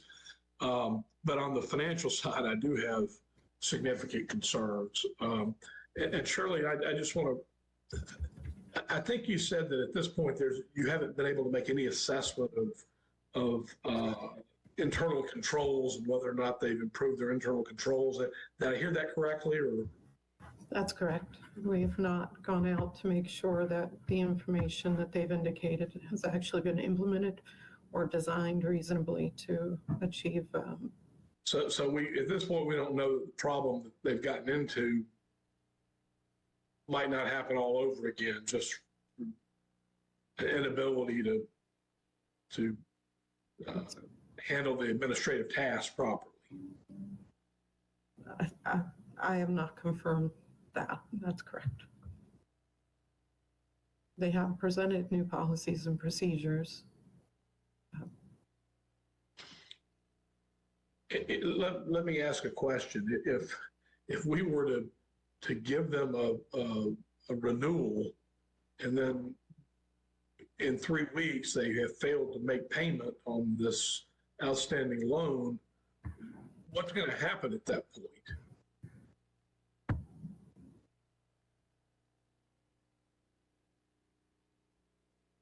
Well, regardless of what charter term you were to give them, if they were to receive a charter term, we could, of course, bring them back before this board to, So we would have to take action again or we wouldn't have to, but we could take action again if they, if they weren't paying back their federal loans, which seems to me to be a problem, not just for the school, but I would think DPI would find this problematic if you're administering programs that the federal government needs their money back. Yes. I would also say that, OCS did remove them from governance noncompliance because of the corrective actions taken. And again, it's much like the financial issues where they have presented a plan to improve record keeping, for example, or board minutes. But we have not changed our recommendation for non-renewal, and that is simply because the extent of this, of these fiscal concerns and the fact that they go back for many, many years, it is not something that just recently occurred.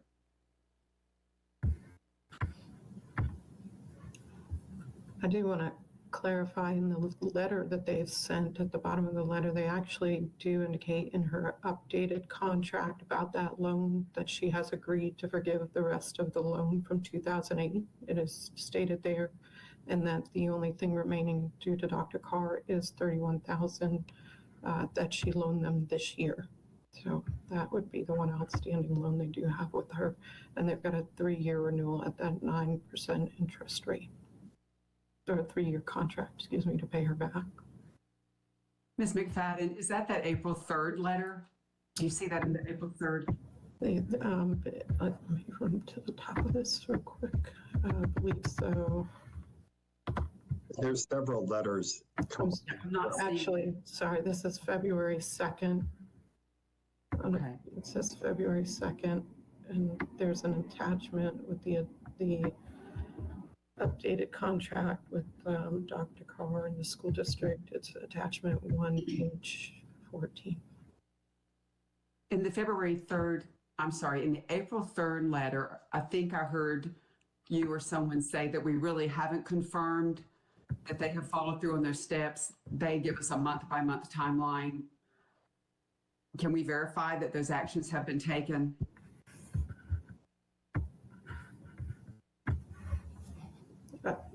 My team I'd be willing to go out and confirm anything that's financial related at this point in time.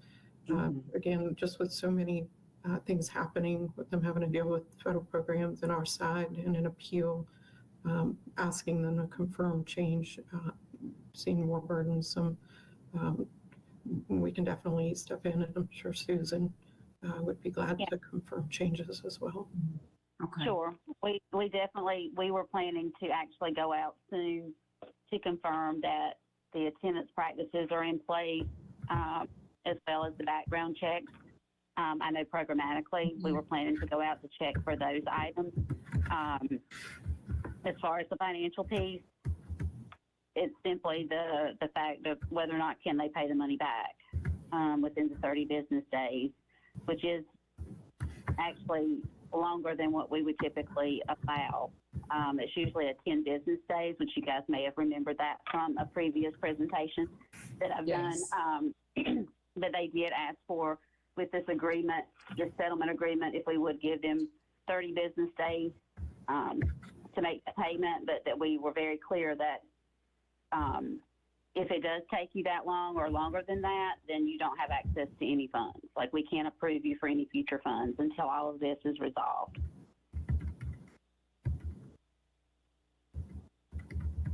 And all of this will cause them to be rated high on our risk assessment going into the upcoming school year, to where they would definitely be monitored again.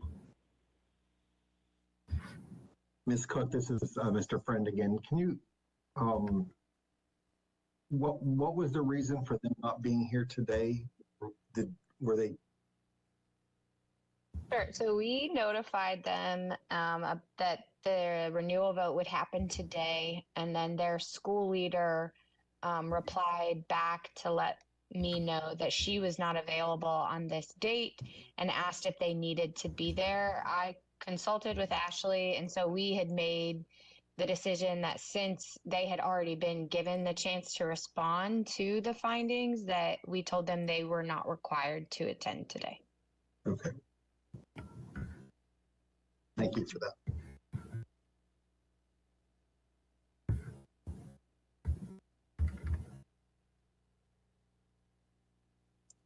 Questions? This is Steve Gay. So Ashley, I think you said earlier, so the recommendation from the Office of Charter Schools is still non-renewal? That's correct, yes.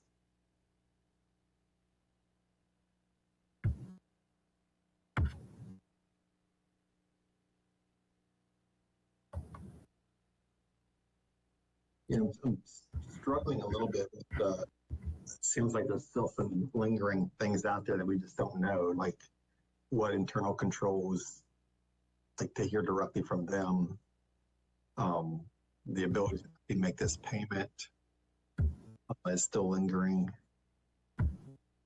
I still wonder about conflict of interest. I did too, in some of the minutes, this is Hilda, stated that at some times Dr. Carr would recuse, and other times she wouldn't. And you would think they would know, or that she must recuse herself each time that they were discussing her alone. Mrs. McFadden, what is their 30-day date again from the date they signed their settlement?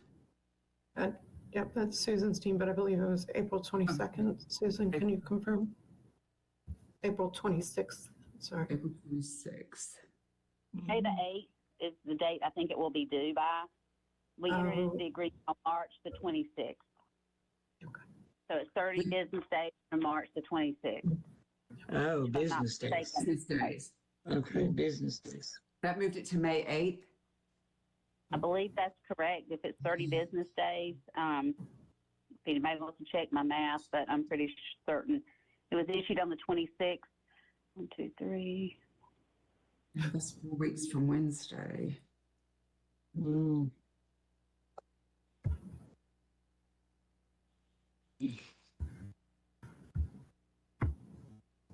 Yeah, it looks like May 7th, or May 8th. Yeah. It went on the 26th. What is the expiration date of their charter? June 30th. Right, June 30th. 2024. Rita, I don't mean to suggest this is the line of thinking that you're going down, but is it maybe that we wait one more month and make a decision to see if they had made these payments or not? The only thing I would say about that is our next meeting is before that May 8th date, so we may not even know then. Mm-hmm. But at the very least, it might be an opportunity for members of the board to be present. Yes, I was thinking along those lines. Well, and I would add, while they have under the contract until perhaps May 8th, the fact that we're going to have a board meeting shortly before it might accelerate they might want to get that done before May 8th. Yeah, I hate to kick the can down the road, as they say, but I just feel like there's still some lingering. I mean, I think, here's how I feel. I think this is like really on the cusp. I mean, I think this is a really close between 3-year and non-renewal in my mind. And there might be some things new information that can be acquired before our next meeting that might, at least for me, sway my vote. But I mean, Ashley, from the office's perspective, is it problematic to hold off a few more weeks to make this vote? I'm just thinking through that. So let's see, if you guys voted in May,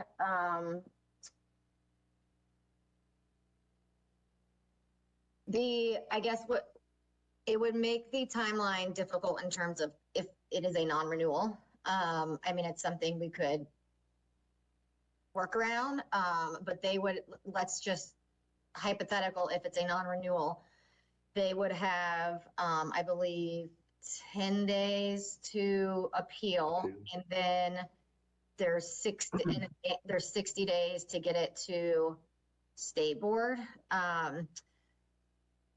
So it would be opposed to taking place over the summer, I guess. That's why we try to do it now, but yes, we can make it work.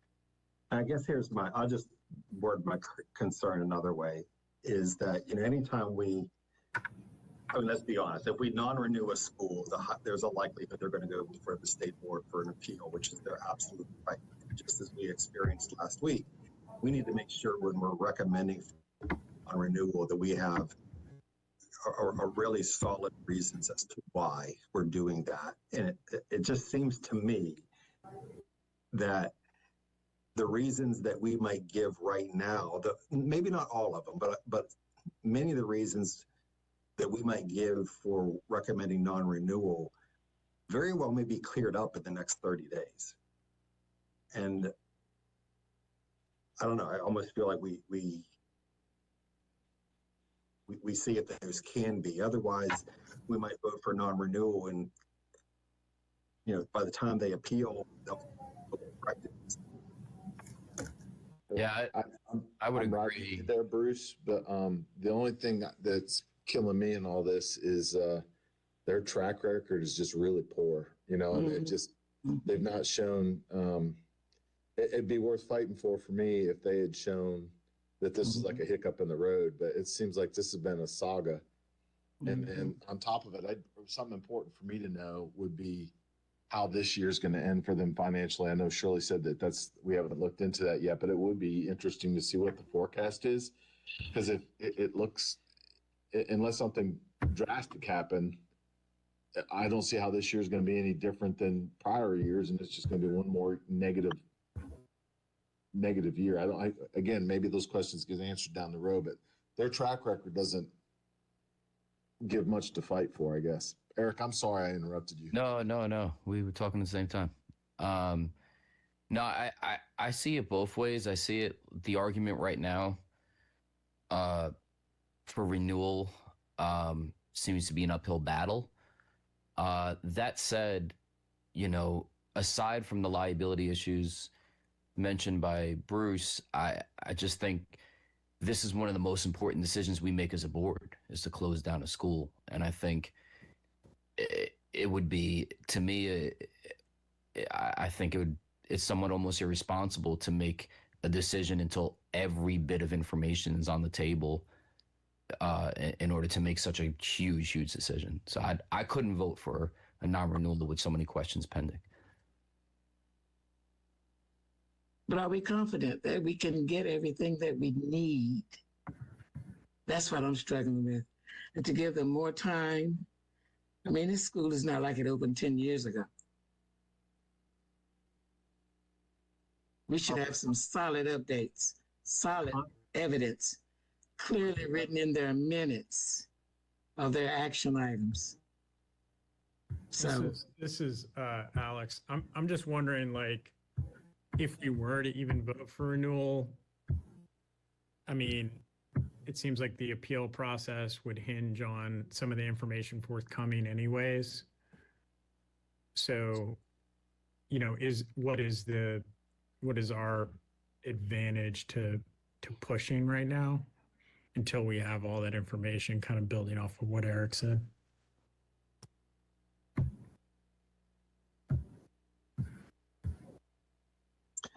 Well, if we fail to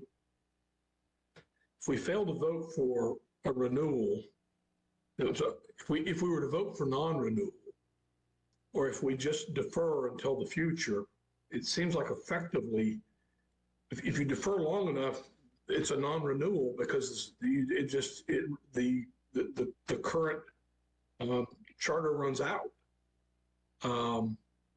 Obviously, it creates a lot of problems for other people, including the school district there, that's going to have an influx of students that they don't know they're going to have. But I could support deferring this decision. But I think if the loan's still out, if the repayment hasn't been made by the time we were to meet again, I don't see any way that I could vote for a renewal of any sort.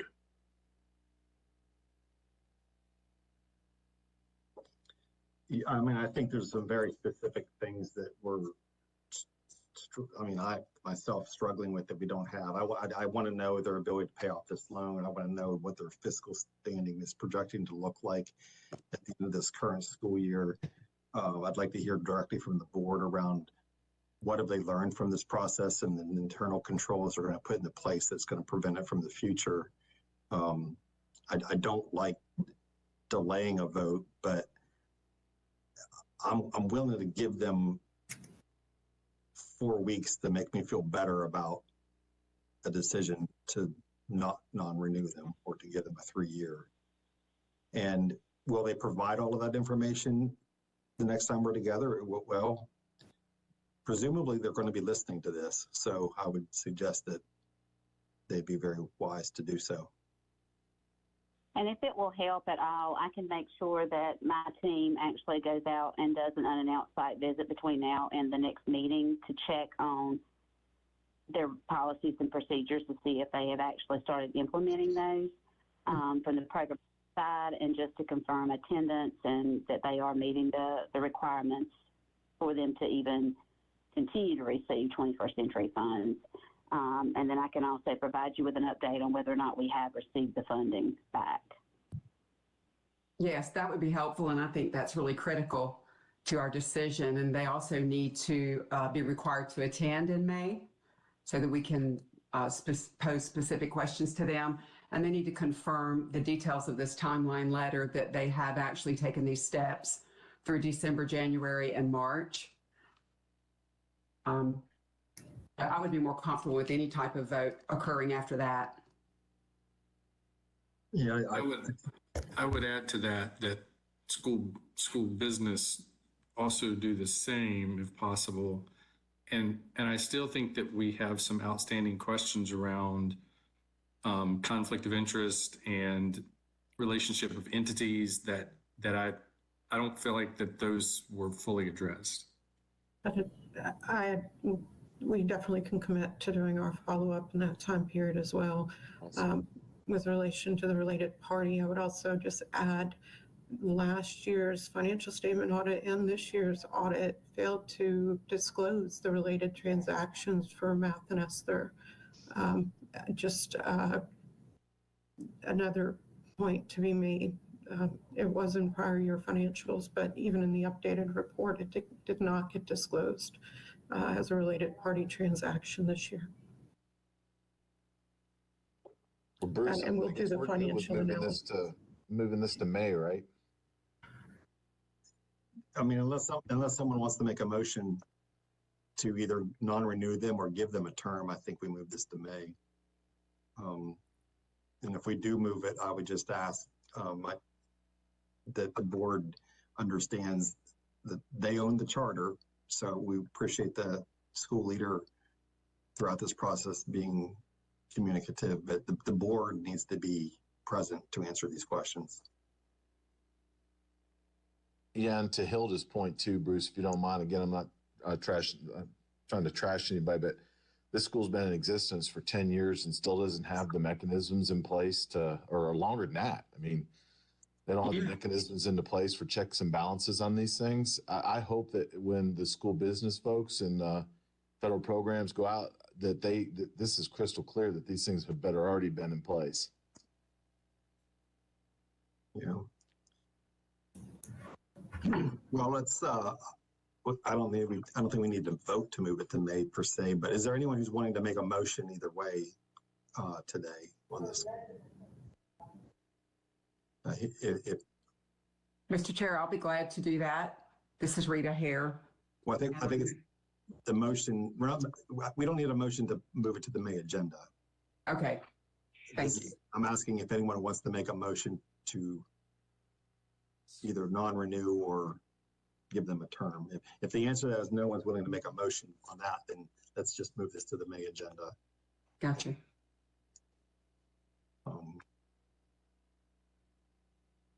Okay, let's do that. Let's thank you. It's one. I think it's wise. We're doing our due diligence on this one, and we're really trying to unpack a lot of information here. And so, yeah, we'll look forward to having the board in front of us in May. And John, just for the record, they opened in 1997. Yeah, I said more than 10 years. One of the first schools. That's what I remember. I was confusing with someone else, but I remember them being one of the first charter schools. One of the first. Yeah. And my comment was that they had been in existence for more than 10 years. That's crazy. Not just 10 years. I want to make that clear. Thank you to the business and federal programs people, Shirley, and I appreciate you guys coming in and giving the report too. Thank you. This is Steve. I got a question. My one burning question that comes up with, they have a low fund balance. They have no money in the bank. They have $152,000 they have to pay, and they can't use federal funds for that. There's no way. When they pay that, my question gonna be is where did that money come from? Because they can't take out another loan. I mean, so that's a frustrating part. I can inquire when we do our follow-up as to their plans on how to pay that if they haven't done so at that point in time, or what their plans are to repay. So hopefully they'll be here to speak on it as well, but at least I can get an update as we do our follow-up in school business. Good question, Stephen. Thank you. All right, thank you so much. Ashley, I think it's back to you. All right, yep, let's close this out. So our next meeting will take place May 6th. We will have Children's Village back and a few other items. It will be remote as they are still undergoing renovations of the State Boardroom. April 26th, our application portal closes. So over the summer months, you'll start receiving the applications to review. And at that next meeting, I can give you an idea of how many applications we've received. At the April State Board meeting, Bruce was there last week with me, and the State Board approved the Charter 007 amendment that we had worked on for a very long time, including the Charter Renewal Guidelines. So they approved that with an amendment. The amendment essentially says that if this board, the Charter Board, is to vote on a renewal term that is outside of the guidelines, that there needs to be a documented, I believe it's extraordinary circumstances, something, the language is something close to that. And then they upheld the Ridgeview non-renewal after we had an appeal last week on that. So our office is beginning the closure process with the DPI team, and the school and our office and the other DPI folks will begin working with them. Our assistant director position should be posting this week, so definitely over the summer we will be able to introduce you to whoever becomes the next or becomes our first assistant director, I guess. And then finally, the North Carolina Association for Public Charter Schools, they have their summer conference each year. I know many of you attend it. It's July 21st this year, and it's in Charlotte, and they'd like to do a panel of any charter board members that would be able to attend. So I'll reach out via email, but just kind of thinking about that. If you're interested in joining the panel, people usually love to go to those and just be, get an update on the charter board's work. So I'll be in touch about that. And if there's anything you need or have questions about prior to our May meeting, just let me know. Thank you, Ashley. Board members, any questions on any of that information? Mr. Chair, it's Stephen Walker. Oh, hey, Stephen. Hey there. Just wanted to, because I know there's been a lot of questions and a lot of back and forth about the renewal policy/rule. That amendment that they did put in place basically took out the language that the CSERB had recommended the last time. Still looking through what kind of all the legal implications of that are going to be.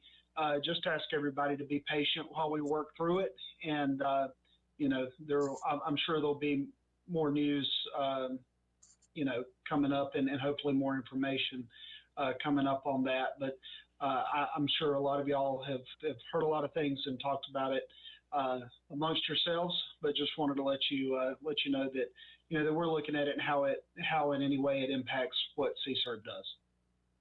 Yep. Thank you, Stephen, for that addition there. Any other questions or comments for the good of the order? All right, well, hearing none, can I get a motion to adjourn?